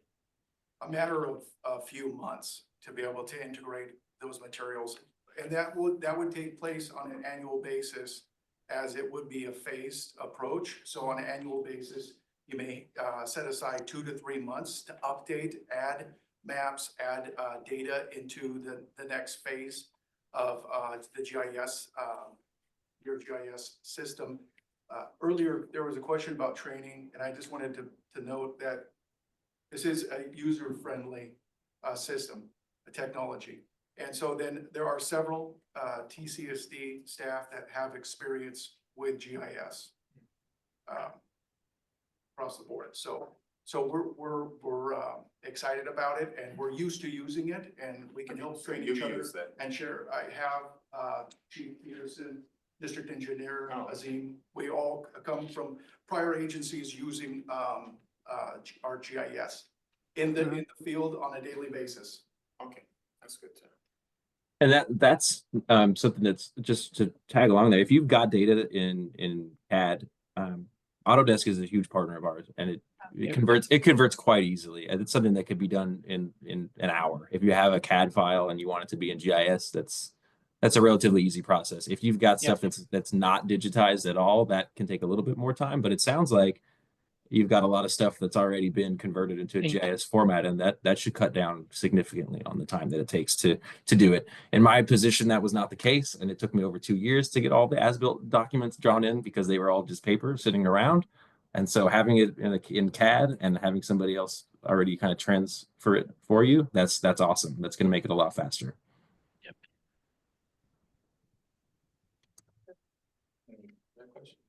Yeah, I have one. You mentioned that you want to do this eventually in a phased manner. How far, I'm not sure how I word this, but how far do you want to go with this, and what would the cost be to get it to where you wanted it to be? And how long, how many months, years?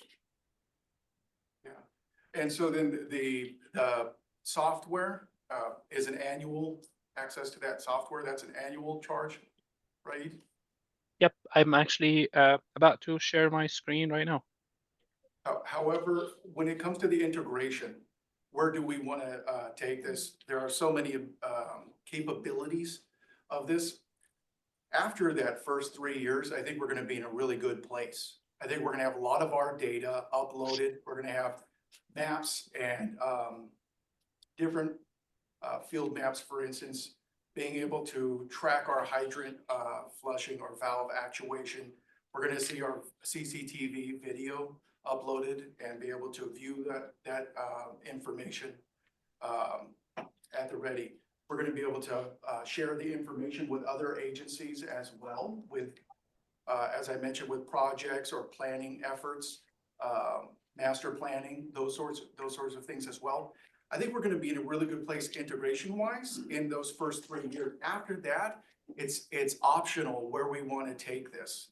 And I believe in the staff report, it was a range of $5,000 to $10,000. That's depending on how much you want to take on. Do you want to do any modeling, updating? We just recently updated our hydraulic model for water and wastewater.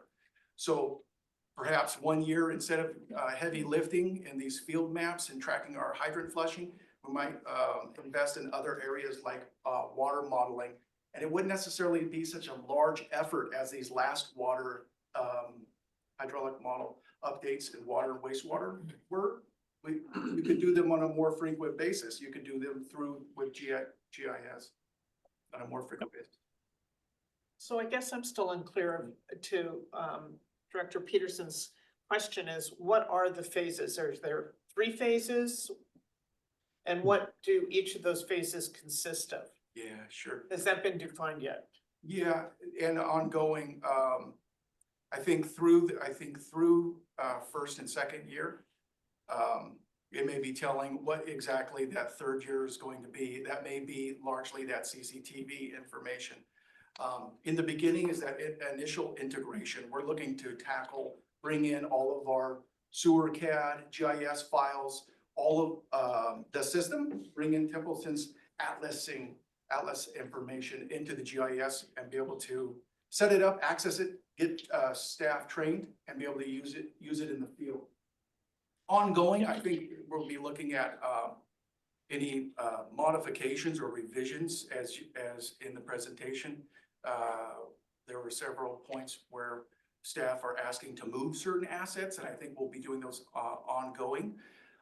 Year 2, I think we're going to focus on those field maps in a whole new, exciting way and be able to be tracking in real time what staff are doing in the field, putting it to use in terms of staff or hydrant flushing. We just started to flush our system right now. We do that on an annual basis. But watching and tracking that work as it's being accomplished throughout the system, I think we're going to find that in year 2, and So all that's gonna be part of that $5,000 to $10,000 a year. It's not more, right? Is it? It's That's just- the- it's- For year two. The integration. And then there's the consistent cost, which is being shown on the. So for That's- Yeah. And then Yeah. there's professional services, which has a range in prices depending upon how many hours are utilized for Ezra's professional services. That's right. And that would be like the integrations that is currently would be, so the digitization, transference and conversion of those digital documents, then it would be any of the integrations that we might possibly foresee within things such as To all billing addition. and those types of things where that is a fluctuating cost depending upon, I believe we don't have to do the professional services beyond the initial. 100%. Yep. And that's really a matter of like really getting your staff to learn more about the technology. Like we really want to get you to a level where you are self-sufficient. Like, even doing the professional services through like Esri or MCAN or any type of consulting, the end goal is to get you to a way where you manage your system. You're the owner of your system. You're the one to make those changes and start looking into like, different, I would call them quick wins. So like to like maybe address your question about the phased approach, like phase one, the way I would look at it, like we want to bring all our data into the GIS. We want to put it into that system. And after that, we want to look into starting using it in the field with like, different inspections. Then start looking at the different solutions that Esri provide at no cost to you with your software. One of the things that we see, some water utilities interested in is like a citizen problem reporter. Like instead of a citizen calling in to report a leak, you can pretty much digitize this workflow, pretty much have it like through a digital survey that once they click on reporting a problem, it will pretty much show them a digital survey that they can input their name, phone number, details about the item that they are reporting and a picture of it. And this is building your GIS data. Other items is, maybe we want to do some type of capital improvements. We would look at those different solutions that we have for capital improvements. You work on like grant trackers, like we're seeing some water utilities are interested in those. So the reason I bring this page here is because we are not only working with Templeton, we're working with pretty much every single water districts in the United States. And we're working with the state government. We're working to understand what's the patterns that are happening. Like with the lead service line inventory, when we first heard the state requirement, the very first thing our team like jumped on is developing a solution that will pretty much meet the requirements for EPA. And for customers that have the software, they don't have to pay anything extra. It's available to them. All they need to do is come right here. This is the lead service line inventory solution. Watch a little video about it, understand what it is. Esri technical support can help you with deploying it, can help address any of your questions. And then you hit deploy now and it gets deployed into your organization. Then if you screw through this, it will show you like a presentation slide, like what it really does, like how it can be used, what's the items that will be delivered. So I like to always tell customers, really look at us as someone who's trying to partner with you. So if you come across a problem before trying to customize a solution for it, consult with us, reach out. I'm an available free resource to you. Finn is an available free resource to you. So pretty much we are available to at least guide you through this. So we are not part of professional services. We are considered your account team. So you have an agreement with Esri for the software. You can access us. We can give you like, recommendations on where we're seeing other water districts utilizing the software. I hope this answered your question. Thank you. Do we own the system? No. It's software as a service. Software service. Okay. I have a few questions. The 5,300 that is an annual fee for us to have access to the software, is that at all tied with the number of users that we're allowed to have? So Esri created this small utility enterprise agreement for utilities like yourself. Now, the cost that you're seeing right here is only eligible for utility districts that has less than 10,000 meter connections. Now, if we were to look at the commercial pricing of the software, so I'm going to scroll down right here just to show you what is included. the main products that you would rely on when creating and integrating and putting the system together is what we call the ArcGIS Online Professional User Type. This is pretty much what the consultant will need, what the main admin of the software will need. If we were to look at two licenses here, the cost of those 2 licenses actually will cover the cost of the whole program, because each one of these licenses commercially is $3,000. So the district will be given 10 licenses for ArcGIS Online Professional, and this will allow you to access it on a desktop machine as well as in the cloud. And the creator user types will be pretty much people that can be in the field, people that can do edits.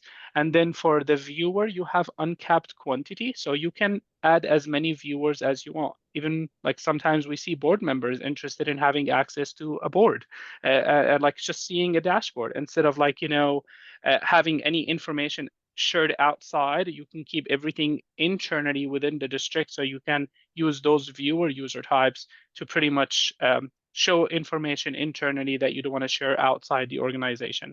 And the other item that will be available is this product called ArcGIS Insights.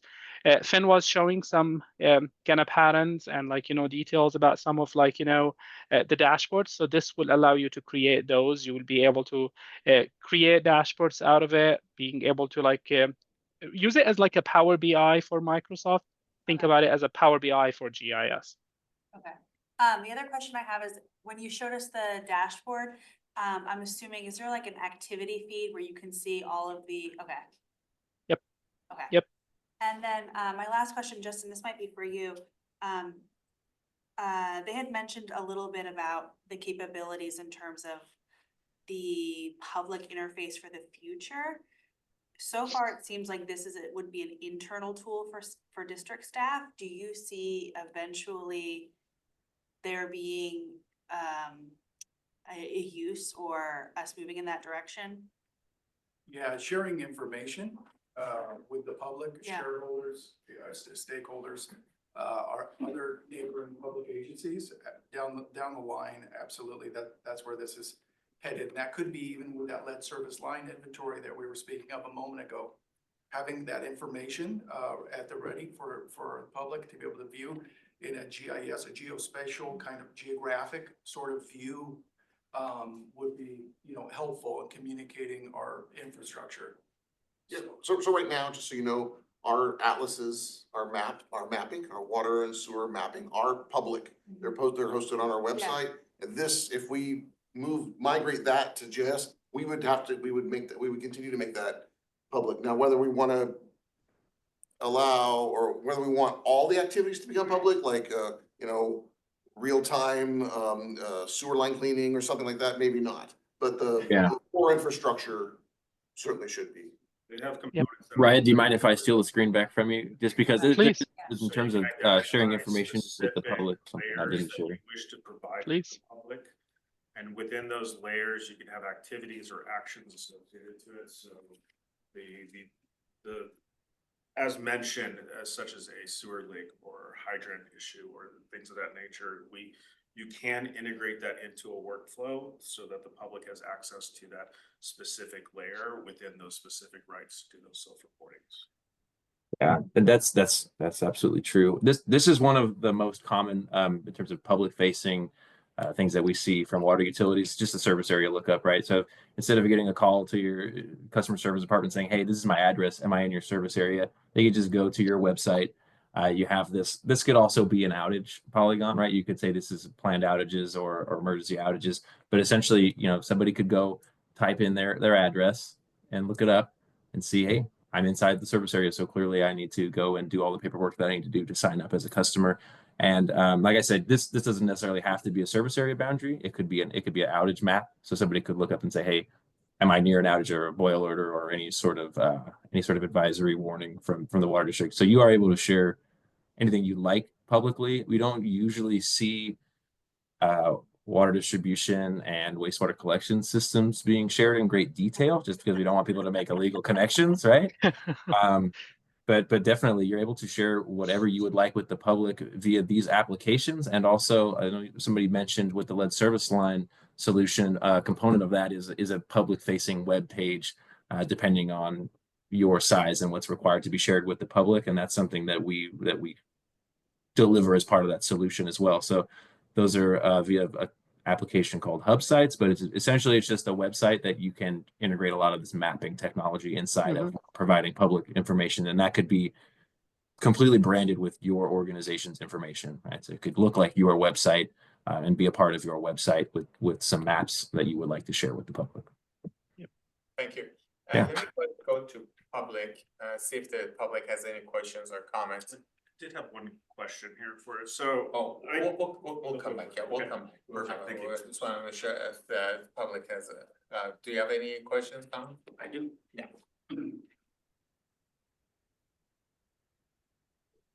Thank you. I strongly encourage the board to approve this recommendation tonight. I'm familiar with ArcGIS in my previous career.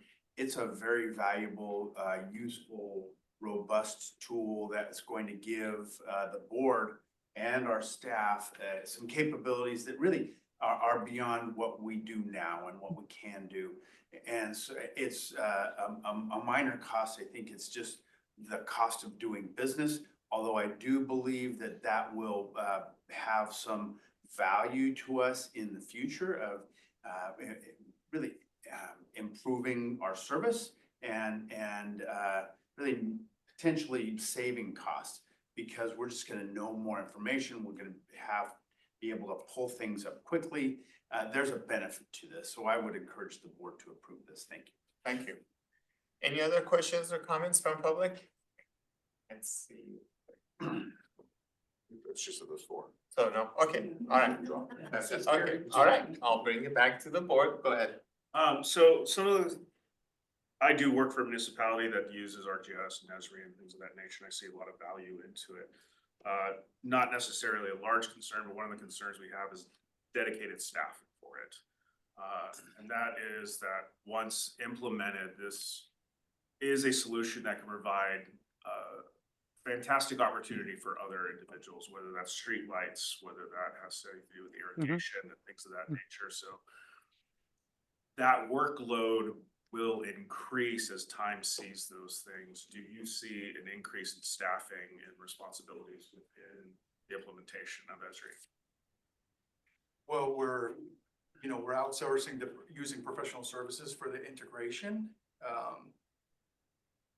As far as the staff, I'm working with the utilities are just excited to be able to use this.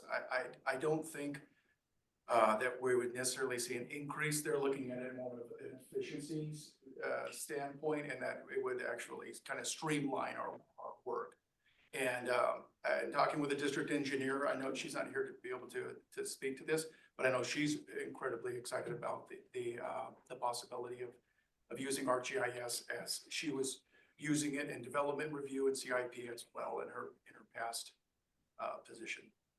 The second part is, have you reached out to any of our neighboring agencies for data sharing and things of that nature, such as partial maps and things of that nature from the county? So the county has reached out to us several times for sharing, and what we had, Manager Brills had spoke to just a moment ago with atlases, we certainly have shared those, and we do participate, as Finn mentioned, we do ongoing update our atlases, and so this may prove a means of updating our atlases, our infrastructure internally, rather than waiting for our professional services and getting help outside of the district employees and outsourcing that work. So I'm not sure. I think so for example, the county, right now, we use something like this specifically for our weed abatement, and every year we get a data update from the county on parcel ownership.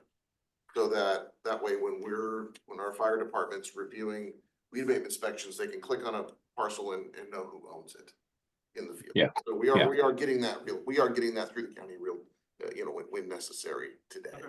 But I don't know if we've, taken that a step further Partial ownership is gonna be one of them. I mean, for the most part, we're talking about our own utilities here, like our own water and sewer infrastructure. We have high quality mapping of those. They're just not in a, interface that allows us to attach data to them. Yeah, so I mean, the idea is a lot of the agencies who use the similar products such as these RPI has, they Yep.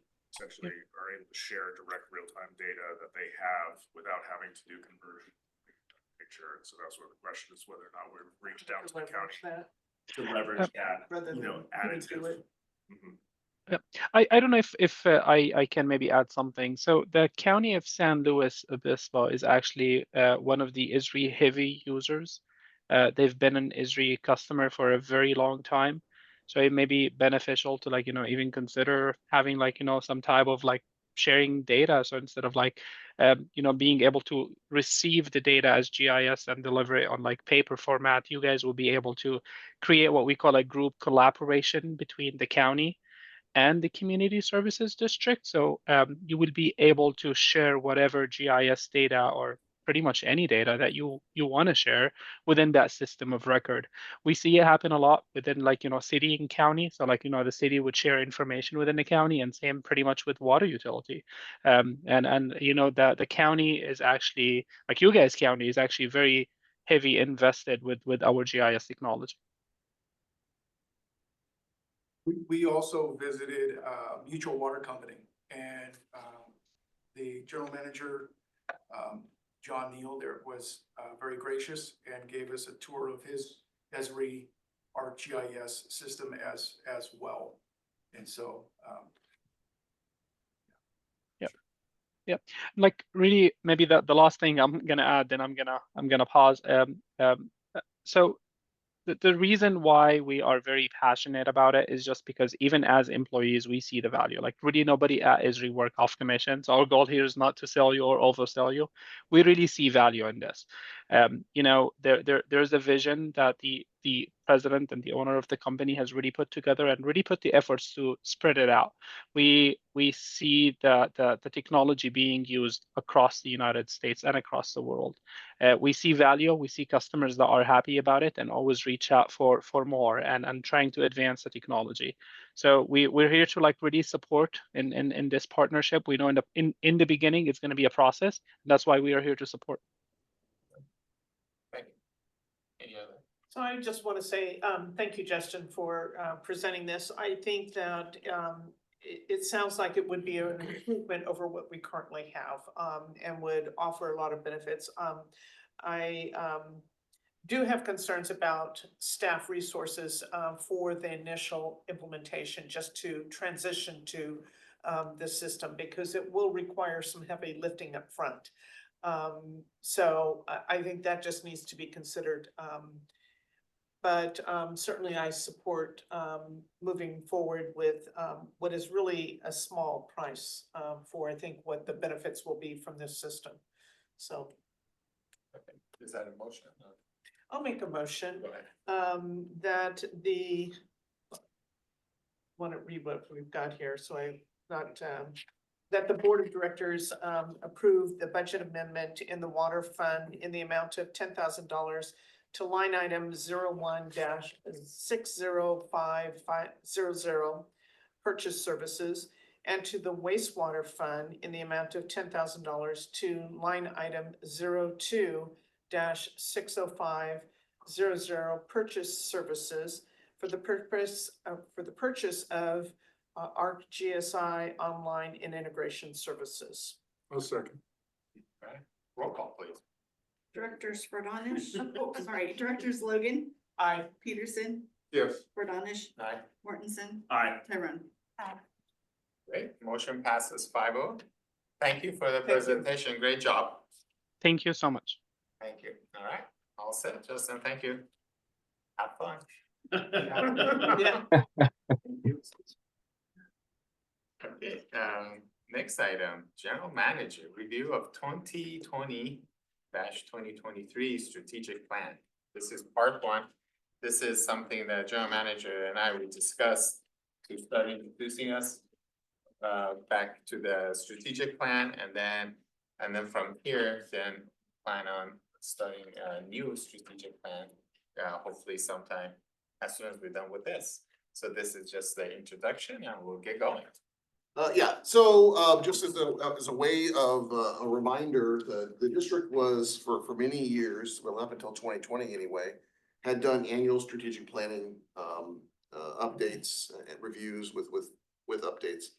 In 2020, we kind of pivoted, I'm sorry, actually really in 2019, kind of pivoted and hired a new consultant to assist the districts in the development of a strategic plan. And his solution was a little more of a comprehensive approach, a little more robust, and was a 3-year effort. A 3-year plan, actually about 6 months of effort to accomplish. So beginning in December of 2019, we started the work on the 2020-2023 strategic plan. And all of you have a copy of it, maybe not with you, but this is what the cover looks like. It is a document. Again, these were the board members, the 4 of the 5 of you who were involved in this are in the room. It's a document that contains, about 35-page document. It contains a number of pieces. For this first part of the review, I limited the items to sort of the big picture issues. Of course, it contains an executive summary and introduction and some other components. What I was hoping to accomplish today, this evening, is to review the mission, the core values, and the vision statement. And the purpose of the review is multifold, I suppose. It's information sharing from certainly from one point of view, what is contained in the strategic plan. Secondly, I think to get kind of a consensus as to whether or not there needs to be a more robust review of some of these components as a part of your future strategic planning efforts. And I don't mean future being 5 years, 10 years from now, but like immediate future. If, for example, you review the mission statement tonight and there's consensus that, no, that still sounds like it's the mission of the district, we don't need to spend a lot of time on that next winter and spring, then I can take that information and help budget our time and understand the effort that we're gonna go through. This 2023 strategic planning effort was, again, about 6 months in effort with I know you'll remember specifically one full Saturday that was devoted, but there was really like four or five separate trips that Jim McComb had coming into town, and it was a fairly involved process. So the mission was tweaked ever so slightly in 2020 from its prior dates. This wasn't crafted originally, but there was a very minor change that was made as a part of this effort. The Templeton Community Services District mission is to provide the community with water, sewer, fire, parks and recreation, refuse, lighting, and drainage services with the highest possible degree of cost effectiveness, efficiency, and customer service. And again, there was a very minor change to it in 2020, and there had been one, I think, similarly minor change maybe 5 years prior, but in general, this has been the mission statement for the district for many, many years. So is there any questions about the current mission statement? And again, that you're not obligated to answer definitively, I suppose, right now, but is there interest in examining this in a much more thorough way as a part of a future or a 2025 strategic planning effort? Or are you content with how it reads today? Well, looking at what a mission statement is, I mean, it's a description of what we do. That's what a mission statement is. And how we do it and whom we do it for and what value we bring. And looking at those components, it's reflected. The only thing I would say is I took a look at some of the other agencies in the area, say, what's their mission statement? And one thing, you could just change it to say that Templeton Community Service District is dedicated to providing water, wastewater treatment, fire protection, and emergency services, park and recreation, refuge, street lighting, and drainage services to its customers. With the same ending, just adding dedicated, but it really doesn't matter. Or if you can just say that the district, the Templeton Community Service District provides water, wastewater treatment. It still gets to the same point. It's what we do. Yeah. So I don't know that that really needs to be tweaked a whole lot. But I remember when we did have that strategic planning meeting, we couldn't come up with a consensus on a core value, or not a vision statement. So we never came up with a vision statement. No, we did, we did there, we did, we Is have it? it. I didn't see it We'll in get there. there, we'll get there. Not yet. Well, those are core values. No, No, we have no, it, we'll we have it further. tonight's agenda. Core values, vision statement. No, it's right after that. So on the mission is like, Oh, vision. No, my, but that's not the same as really a vision. A vision plan is saying, what are we gonna do for the future? So I don't know that this is, Well, yeah, we'll talk about that. yeah, I think that needs probably more discussion Yeah. than anything else. I think the mission statement is still, I agree. I relevant. think mission statements, Yeah. I think we're all good. It's, I don't know if you guys have any thoughts, cause this is the I first actually time do like the idea of saying that we're dedicated to, dedicated. yeah, I mean, it comes across as like, we're not doing a job. Yeah, We're actually trying to perform we're a committed. service. okay, well then so as we think about, when we conclude this review, not tonight's review, but in total, we'll be able to go back and say, okay, no, we do wanna spend, it sounds like the board wants to spend a little time making maybe a fairly minor, discussing fairly minor changes to the mission statement. And we'll just plan for that. Yeah. To take place. Yeah, I think the vision statement, I would like to see more work done on that. Yeah, well, I have it up here, Yeah. I'm just gonna do this kind of one at a time. I just have a question. Is it, when I first read the mission statement, I was sort of surprised by the level of specificity. Is that typical for like a CSD to be that? Looking at the other ones that I looked at Cambria specifically, yes, they Okay. did, they So actually lay it out. So here's what I would say, while the municipal services we provide are very much akin to like a small city. Our services are outlined on a service by service basis, just the opposite of how a city would be structured, where a city can provide any service it wants. We have to ascertain authority from LAFCO to activate a certain power. And so I think that's why maybe it makes sense. These are our active authorities. You'll notice, maybe because it's just recent, but library is not Yeah, I on was there. gonna ask, so in Yes. the event that becomes one of our activated powers, would we be revisiting the mission statement to include that? Yes. Yes. I think you'd have to, or you should consult the mission statement before you do that. Yeah, and the mission statement is also something we have on our website as kind of part of the background, which I think is easy for someone going into or going to the homepage of the district site, that's what they see. Which kind of helps understand what the scope of responsibility is.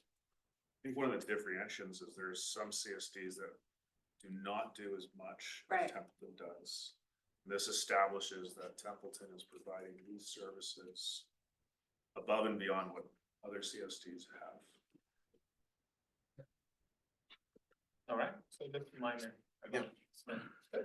So, yeah, in 2020, for the first time, at least documented this way, the district board did develop as a part of, again, Jim McComb's kind of full service approach, core values.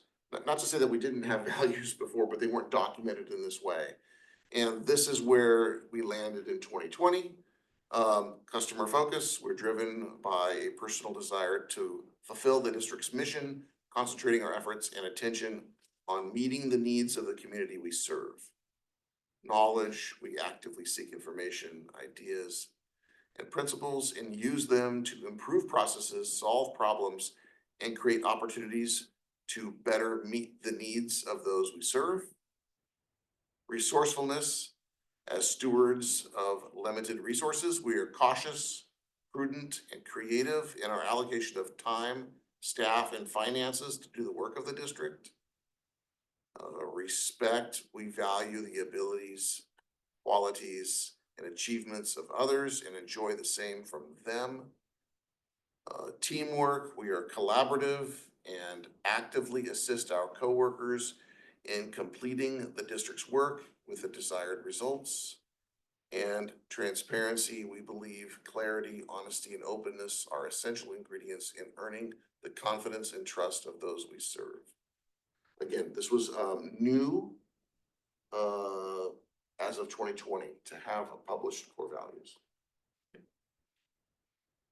Alright, is there interest in making much change to this? Well, one that I found, I'll share, looking again at Cambria, what they had, which we cover the financial a little bit, but they have one under core values, specifically fiscal responsibilities, which reads, we manage our finance in a prudent manner to sustain and protect the assets of the district while considering community needs, which I thought really kind of resonated with me. Could that be same as resourcefulness?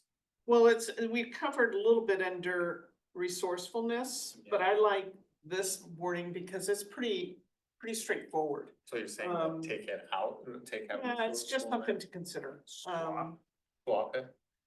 Swap it, No, Swap it. swap it? swap it, yeah. Rather than using resourcefulness, look at from their wording. Fiscal responsibility, because I think it's a little more direct in terms of, Okay. the other that they have on here, which is I think important for the utility area and the fire, is they have safety as a core value. And it reads, we follow strict safety policies, procedures, and regulations to protect our district personnel, our services, and our community. And that I thought was really worthwhile too, to have as a core value. Because I look at this as also as the employees of the district to look at these, just kind of say, these are how we should be behaving as an employee of the district, much like to our norms that we have for the board. Okay. So. So we could add those things, so we could have a. Yeah, we can discussion. budget a little time for okay. this kind of a review.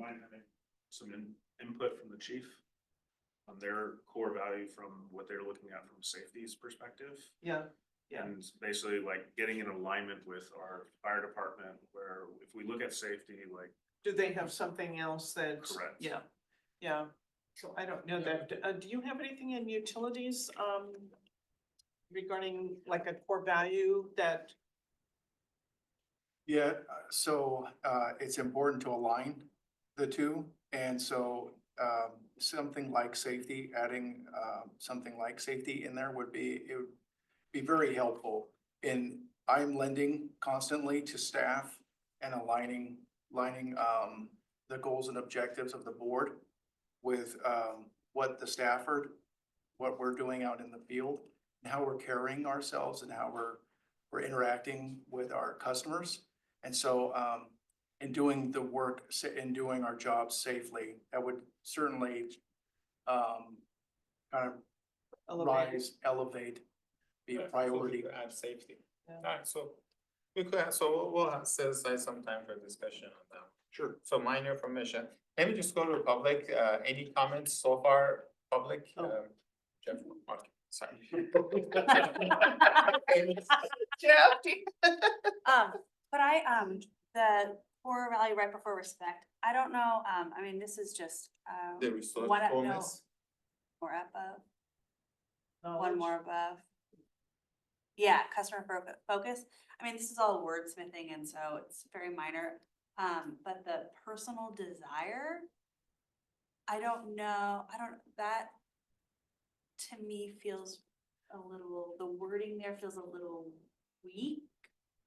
And so if we could think a little bit more about what we are driven by, I don't know, Okay. personal desire just seems a little, Not desire, not Yeah, personal, you yeah. wanna tighten it up. Almost like say driven to fulfill or something. So I'll Yeah. read what I found from Cambria, which I like what they have, and, you know, we provide exemplary services and support with a focus on the needs of our community. yeah, I I like think- that better than personal desire. This Just, seems a little wordy to me. I also think that, I don't know, like, that it's dependent upon the individuals that we have. You know, that's a little ephemeral. Yeah, I think we can wordsmith that a little bit. Yeah. Yeah. Yep. I mean, it's all like words, you know. Yeah, no, but I mean, Yeah. we can tighten it up, we Yeah. can get a little bit more direct. Focused. Yeah, I think it's a little wordy. Alright, so we'll spend some time on that. Okay, and then, this plan, did contain a vision statement. And this was one that, this did not exist with our prior strategic planning efforts. We had strategic goals or high, medium, low priority, goals, short-term and long-term goals, et cetera. Previously, this 2020 to 2023 is the first time that the district had an adopted vision statement. And it was adopted eventually, and does, read on June 30th, 2023. So again, we're about a year and a half, thinking back about a year and a half ago.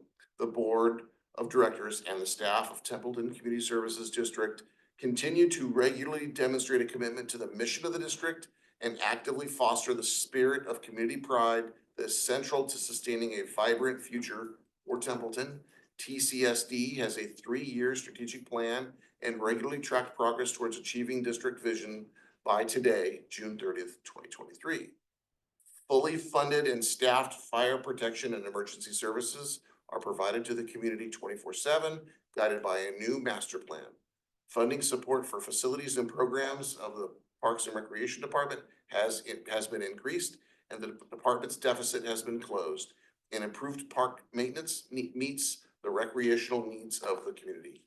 Projects have been completed that allow for full percolation and retrieval of 100% of wastewater effluent, and a plan has been developed and is being initiated for the full Nacimiento allocation percolation.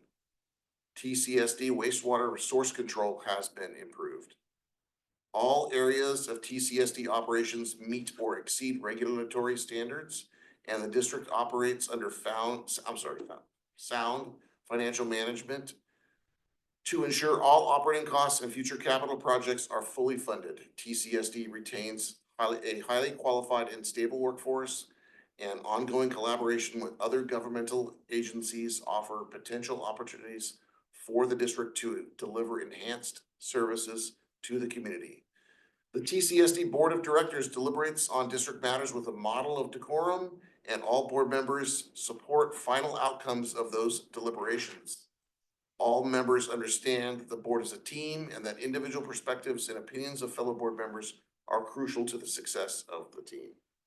So again, this was written before, at the beginning of the strategic planning process, or the beginning of this 2020 to 2023 time period, and was designed to forecast what things would look like 3 years later. Obviously, if you wish to maintain a vision statement, you'll have to start over and make some very substantial edits, because this is really referencing items that were to be accomplished between 2020 and 2023. And you'll have hopefully noted that many of the items that were stated there have been accomplished or are in place and were prior to June 30th, 2023. But a vision statement is not it's not a required component of a strategic planning effort, and you may decide whether you want to include it or not. I mean, I vote for not including a vision statement, because, I mean, if we're gonna just do this, I like to try to simplify. I mean, my vision, try to simplify things so we could look at our strategic plan and sit down and review it. To be honest, This is real wordy. This is really wordy. I mean, a vision statement is, it's to inspire the team of what success is going to look like. You know, it's like, when we complete this strategic plan, what are we going to achieve? Yeah. This is a lot of wordy stuff. And I think we can really kind of narrow down to, when we have the strategic plan, I think we need to figure that out for the next 3 years. And then we can write a vision to kind of encapsulate what is it that it's going to look like. So, If we achieve everything. So in what that I plan. suggest to do with this vision statement is just not work on it at the beginning. Let's work on our strategic plan. Yeah. And then at the end, if we decide we wanna come back to it, then we'll come back. So I don't think initially we should spend much time. I think it's better. I think we do need to I don't like. reword all of this. Well, if we're gonna even Yeah. include the vision Yeah. statement, and Yeah. so we'll get rid of vision statement for now and then continue on to a strategic, And I think even that last paragraph doesn't even belong there. yeah. Yeah, 'Cause I that's agree. not I a think- strategic plan. I That's think- basically saying how the board should behave. I think we should harness our energy and Yeah. on the meat of the strategic plan, and then if by some miracle we all have energy to spare. Yeah, and I think it's important to note Might be that done over wine. Yeah. Yeah, this is poetry. Poetry, yeah. it's important to note that the strategic planning process from this most recent effort, 5 years ago now, started at a very normal time. And shortly after, almost immediately after the full time that was spent, the offsite activity, COVID hit like a Yeah. brick, like a bus going through a brick wall. And while we continued this effort and wrapped it up, energy was elsewhere. I mean, we were worried about what was gonna be, We what were service we FaceTiming. could even provide. It was a very different time in that March, April, May of 2020, when this was really being, finalized. It might not have been the level of scrutiny that it deserved or focus at the time when this was actually adopted. Okay. I think because once we reestablish our strategic goals. Yeah. Then we'll be We able could to then- say, what is it we're doing that's going to inspire everyone in terms of where we're going? What's gonna be the future gonna look like? So I think you're right. I think we do the strategic planning and figure that out Yeah. and then come up with, Yeah. okay. Summarize. And I that. have high hopes that that last paragraph. Well, the this last board- paragraph this- doesn't- This board will do, which we've not done in the past. We have our norms. We have our norms. We don't need that. I don't need it. Although we needed it at the time. No, you and I were gonna be. Okay, well, that That's it. concludes the initial portion of the review. I was, again, just trying to figure out which items we need to kind of plan for when you do an update. And then, starting early next year, we'll come back with more review of the substantive goals from 2020. So what are we looking at as far as a time frame for strategic planning? First quarter, second quarter? I like to start. If we could finish this, I mean, it'd be immediately after we finish this, so February, March. yeah, February? yeah. If it's possible, like 2, 3. Yeah, I mean, I think we need a lot, we really need some concurrence on whether or not this is something we're gonna attempt to do internally for the past, up until, in my time here, 2013 to 2020, we had brought on a consultant and that takes a lot of time and energy to get us to that spot. We don't have somebody who's lined up to assist us. And so if we're gonna do it on our own, we can cut out that labor. I'm thinking we could do it. I'm okay doing it on our own. I think that, Definitely. yeah, because we've had 2 strategic planning meetings where we've had outside consultants with different approaches, but Yeah. I It didn't think work. that, Yeah. Well, maybe we could hire. Yeah. yeah, Jeff, yeah, you can come back and you can be the consultant that. You're looking for facilitates. You're looking for a job? Yeah, you can be the consultant that facilitates. Yeah. Couldn't pay me. I'll bring you a bottle of wine. You might need a reminder that Jeff English was a participant in this prior. He was the president, the board president when this was created. You weren't looking, but your name was up there. Yeah, he It's all remembers your all fault. well. You caused it all. Okay, all right, so we'll move on from that. Is that it, right? That's it. And then so yeah, we're hoping if we're gonna do it in-house, I'm hoping March maybe, right? If we should. be Yeah, able to I get mean, that. I'll.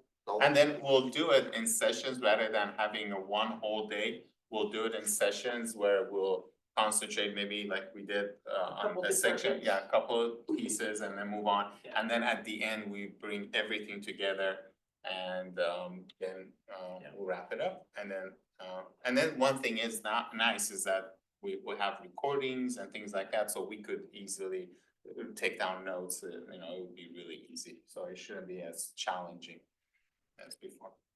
All right, Okay. good. So next item is, general manager's report.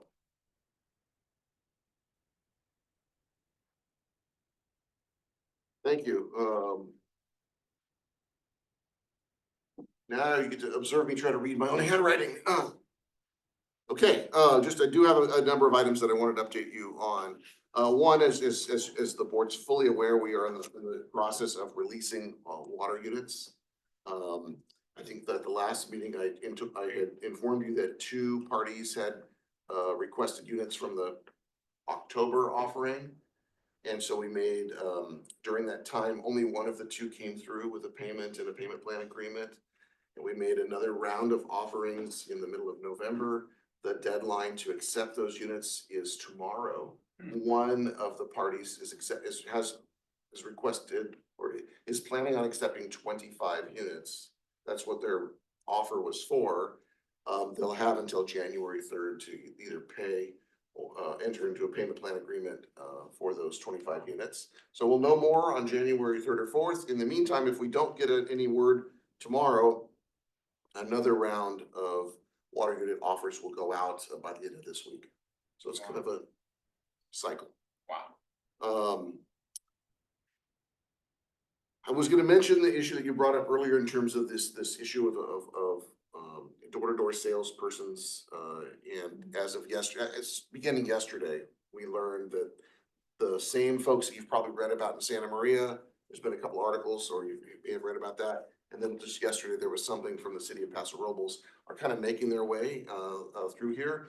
Best I can tell, it's a business that the salespeople, the door-to-door salespeople may be using some aggressive or maybe odd tactics where they offer to test the water of the customer who answers the door. This is a door-to-door cold call kind of a sales approach.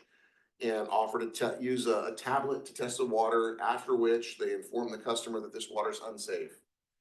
And that they need to install under the sink, like an RO system.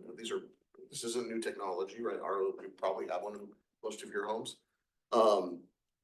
And that has created some calls to our office about, is the water unsafe? And we simply said, we state, no, it's the water, nothing's changed here. This same company also does repiping of homes, installs tankless water heaters, solar systems, kind of a small variety of tasks.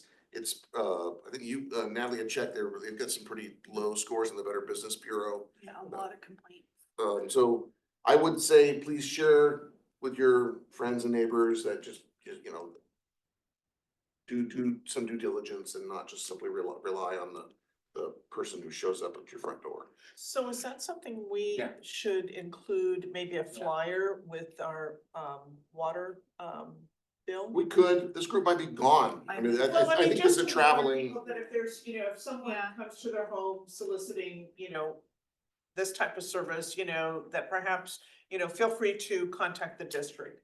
That the district, does currently does not outsource that type of service. It's not, they're not claiming to be district employees based on the complaints we've received. I'm not sure why, like in the case of the city of Santa Maria article and city of Paso Robles, they're saying call the police. I'm not sure what they're gonna do.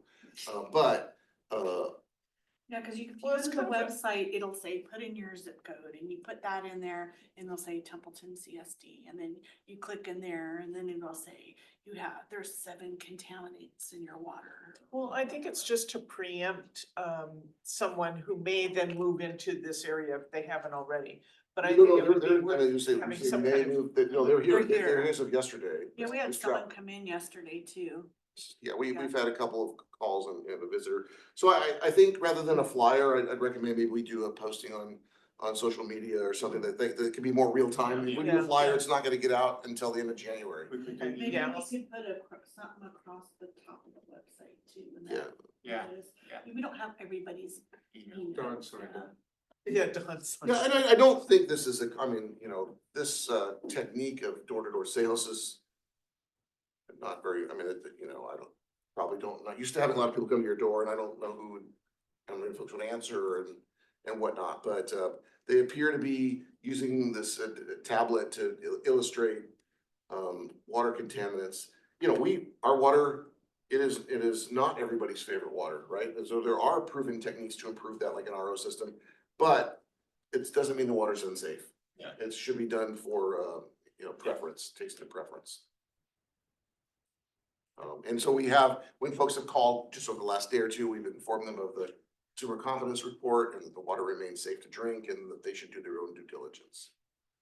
But we'll circulate that information. Let's see, just a couple of items. Just a reminder of our holiday closures, district offices. We close for Christmas Eve and Christmas Day. So that's next Tuesday, next Wednesday. District offices are closed. Those are holidays for us. New Year's Day, so the following Wednesday, that's January 1st. Obviously, and then we close the afternoon of New Year's Eve. So next 2 weeks from today, afternoon, offices are closed. Parks and Recreation Office, the Recreation Office we'll have kind of an extended closure. They just have folks gone on vacation. So all of next week, and through New Year's Day. So that's about 4 additional days total when all the staff is scheduled to be off. There will be signs posted at Parks and Recreation. And then tomorrow, just sharing this, there's a valve replacement project somewhere near the corner of River Run and Waterfalls over here by the post office. That will affect as few as 12 customers and perhaps as many as 34, if I have that number right. We've noticed 34 customers, they may be without water tomorrow between 7 and 5. It may be as few as 12 customers if we can isolate this valve further. And hopefully this repair will be done more quickly than that.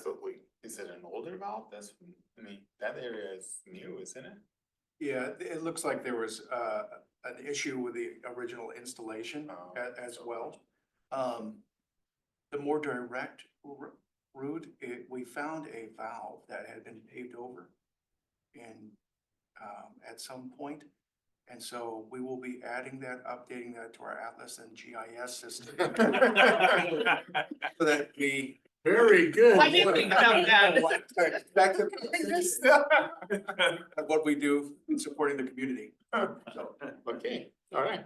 Those are all the items that one more. I will be gone out of town beginning Friday until Christmas Day, but so really Friday, Monday.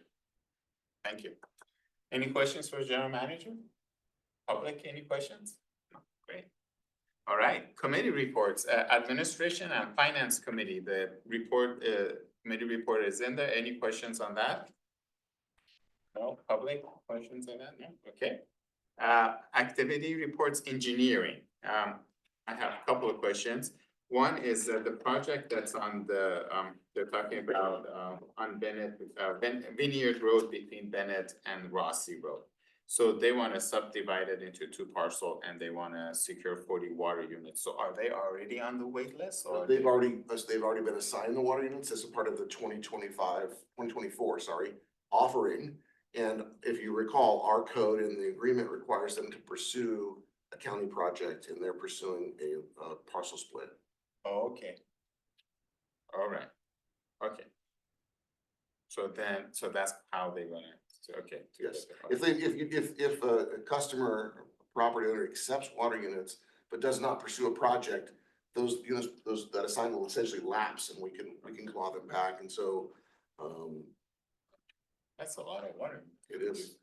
Okay, all right. It's a large parcel. It's that vacant piece. That got burned down. Yes, that had the fire in it. I want to say it's like 7 or 8 acres. So Everest Park, I don't know, it's just, its frustration is that it's our own consultants that are holding up the project. And I mean, it's like, you know, we're paying these people, it's frustrating, and I feel bad for Lori Azim that has to deal with them, but, it's really frustrating, but I guess there's nothing we could do, we just have to wait though.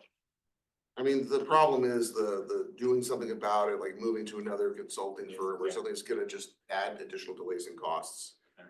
Right now, we feel like we're days away from being able to resubmit the project to the county. Okay. But we do need the MIG to add a few more details to the plans before they go back.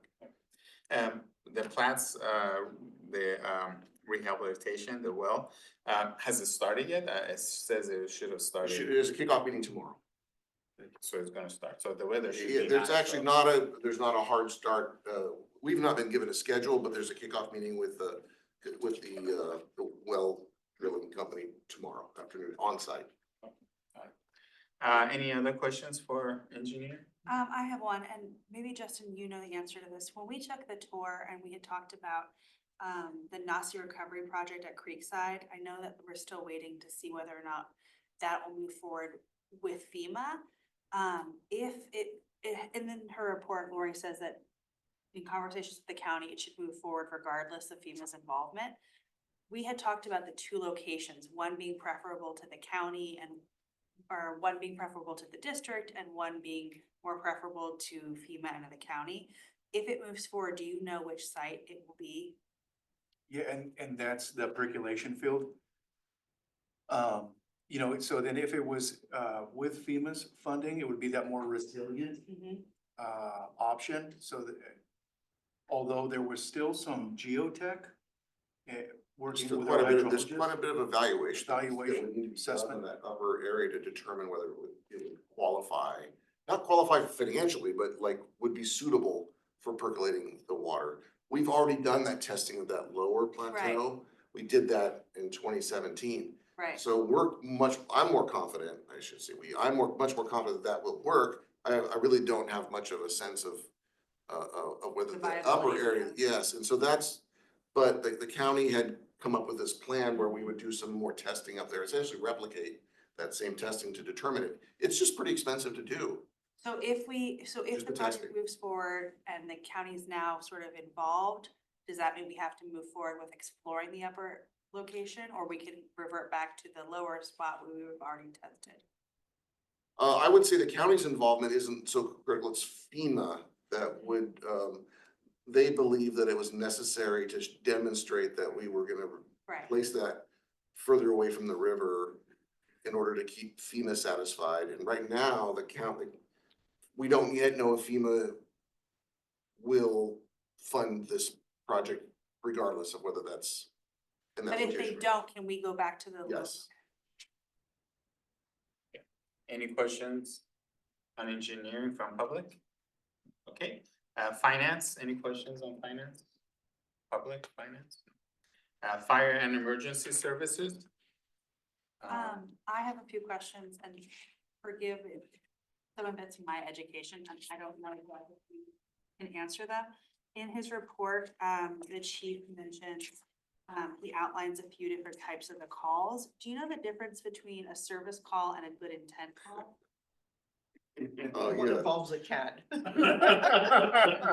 They're not that different. Okay. I know this question's come up several times. over Every the new past- board member asks it. Okay, So it could be the way the calls are categorized in the system by the responding crews. These are calls that are, they're not major calls. yeah, so aren't, like, technically, these are all service calls? Like, what is it? Every call that's dispatched will be reflected on this page, Okay, on this sheet. So if you call for a lift assist, it's gonna go in here, even if it's not an emergency run. right. Not a lights and siren. Uh-huh. I think. Every dispatch call will be reflected So in if it. you have a medical lift assist, you would be definitely under a service call. Would it be under medical? No, No. it's gonna be under the service call, and I think that's the differentiation, if I recall. The good intent are really not something that the fire department you would think would be responsible for doing, but they just go and do it. Somebody's battery in their smoke detector needs to be replaced. So the service call would be more, I think, in the category of someone has fallen and can't get up and just needs to be lifted up. They're not medically in need of Got it. care. Yeah. They just can't get up on their own. Got it. And then my other question is, he mentions, 16 new SCBA's. What's an SCBA? Self-contained breathing apparatus. Welcome to the board. Yeah. All right, any questions for fire from public? Okay, Parks and Rec, okay, any questions on that? I have a question, so, well, actually, we have Jeff English here, maybe he knows, so the Living the Dream, was 56,000 gross, 26,000 was netted. Do we know how much of that's coming to, TCSD, any discussions? At least what we budgeted. TRF, yeah. I've not heard any Okay. update from TRF. I don't know if TRF has met recently. And that- We have not, I am no longer on the board Oh, for okay. TRF, so I don't have that information. So- Yeah. Who is it that, do we have a contact for TRF? Because I understand the board has gone through a significant we- amount of turnover. Yeah, I think we are. And I also the share pre- your concern too. I want to make sure that we get what we put into the budget. And also, I mean, I don't know how, I mean, for me is, The minimum. well, yeah, but to have a $30,000 expense, when if people find out about this, how willing are they gonna Yeah. be in future to, donate this money? So I don't know. I mean, I remember when we did it, like whatever came in, that was, I mean, it was not, I mean, that was the net. It's- Well, there were expenses, right? But There was it wasn't- there were food expenses and Yeah, but building it wasn't rental expenses. very- Well, I think 30,000, but- the facility, the fact that they did it at the hotel, but I mean, I'm sure that the. Yeah, I board was gonna ask, so what was the original, like, where has it been held in the The past? location was at the, Legion Hall. the Legion's Hall, It was yeah, Legion, that's where, American Legion Hall, and then they moved it to. It was at Legion Hall and then it was. Yeah. and it was without a coordinator. And was that required by the new site to have a coordinator? No, I think the board decided to do that. Not because- ours, not our board. Yeah, the TRF. TRF. Yeah, I thought that was a But I think pretty high that this is expense the level. first time they did this, and I think that's up to them to decide whether or not they want to continue to But, incur that yeah, expense. I mean, it was just the fundraiser that we were counting on, or we were getting good money, fundraising money from, and I hated to see it get damaged, but I guess it is what it is, but, well, So- hopefully We we'll don't have find any out. control. So No, is we don't have Melissa any control. pursuing But, I the, mean, from TRF? Let me circle back with Okay. TRF. We can make a formal request or, Yeah, I would like to make sure that at least the $10,000 that we put into the budget, we are at least putting forth a request and from TRF for that. I think then it's up to it should Melissa be to come up with, 13,000, to be well, but I honest. think then it's up to Melissa to come up with a list of what are the other things that she would like TRF to fund. It used to be 50-50, so. well, this event wasn't a TRF didn't have involvement. They didn't have financial involvement. They had some volunteer involvement with this event in the past.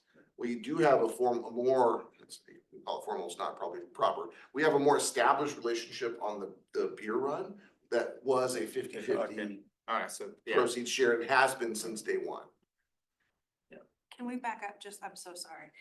So this event, so the fundraiser is led by TRF Yes. with some support from the district in terms of financial support? yeah, it used to be till just this year, it used to be all the TCSD that was running it. So, and then this year started with TRF taking over, and then, yes, there's a fair amount of support from our Staff support, I But wouldn't not say, financial. support. not Okay, financial, got it. Not no, financial. no money. No. And TRF is a 501c3 nonprofit, and so we kind of just said, they have their separate board, so that it's been kind of spun off. But I think that Mel and her staff participate because, the funds that are being raised largely go to Park and Rec. So the Park and Rec staff do volunteer some of their time. It's much more extensive than that. It's not a volunteer for Parks and Recreation staff. Yeah. And it's not simply a fundraiser. There's also awards for volunteers, Yeah. and coaches, and et cetera. So there is a direct TCSD involvement with the event, and there has been previously. But for this year, for the first time, TRF took the lead in terms of planning the event and and essentially hosting it, and they did incur costs that, you know, that we weren't incurring before, but that's not to say that it's more or less successful. The event was postponed, it was had an earlier date originally scheduled and was postponed, and that maybe that's part of the issue. The other thing is our own staff felt that they maybe couldn't put this on anymore. Yeah, so I was gonna ask, was that what It's the a pretty shift big, was? It's a big big effort. Staff capacity, just, okay, got it. Go ahead. Well, two things. One is, we're always looking for assistance from TRF, and if anybody wants to step forward and help with that issue, then, feel free to do so. That effort is a substantial effort by the rec department to put that event on. And really, it's kind of beyond our ability with staff to do that event on their own. And so I think I think we have to look at this as we had a lot less involvement with the staff. We still had a pretty good benefit. 2 years ago was unusual. Haven't brought that kind of number in the past. But we still had a pretty good, decent turnout from that event.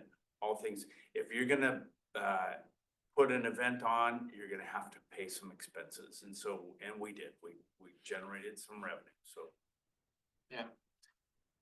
So, yeah, I guess whatever news comes out. And then, well, I know at the committee, we had discussed facility improvement, and I just haven't heard anything. I thought we were gonna get a list.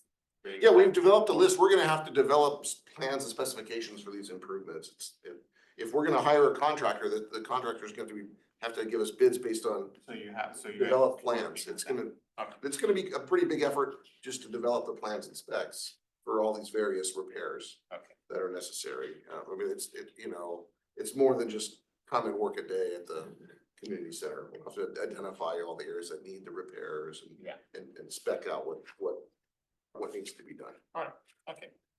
Parks, okay, we did, did you do parks and rec? Utilities. Yes, we did parks, okay, and then utilities. Any questions on utilities? Alright. Justin is here. I am So- here. Take advantage of that. I think you should be at all our board meetings. Okay, any directors' reports or comments? No, okay, I guess Jeff and Justin, we attended the garbage man's annual dinner. It was a Was good it a event. dinner or I thought it was a cocktail party? Well, yeah, cocktail, But but there's yeah, enough but food- there's there was enough some, food to yeah, eat. there was, Doggle. it was quite a bit of food. The But three of you increased our bill. actually, yeah, we made sure we ate enough. How was that? How was that? But no, I mean, it was good. There was, a lot of representatives from other districts as well as county were there, so that was nice to network with them. Well-attended? Yeah, yes, well attended. It was good. Justin, that, Everybody there for the free food and drinks, you huh? mingled quite a bit. He knows a lot of people. Does I'm he? impressed. He knows a lot of people. But I think that's it. All right, and if there are no other comments, we'll go ahead. Oh, I just wanna say, Dish Network cell site lease, is that, you meeting with them? Is it this week? Yeah, actually Thursday, meeting with them would be incorrect, it's not meeting to hash out an agreement. Okay, We're meeting at the site because they're looking at other alternatives for places. so it's not gonna be on the, Oh, so I do have a question because now that we've got the new board seated, committees. What's that? Is that next agenda where we'll be talking about that, or are you gonna be sending something out about? I've got it listed on the January 7th for the committee assignments. I mean, I just But found out. that's to give out the assignment, so in advance of that, in years So- past, you kind of, let us know. yeah, what are your I'll desires? consult with the president, since I just now know who that is. about whether or not he wants to ask for your input or recommendation. At least two for us.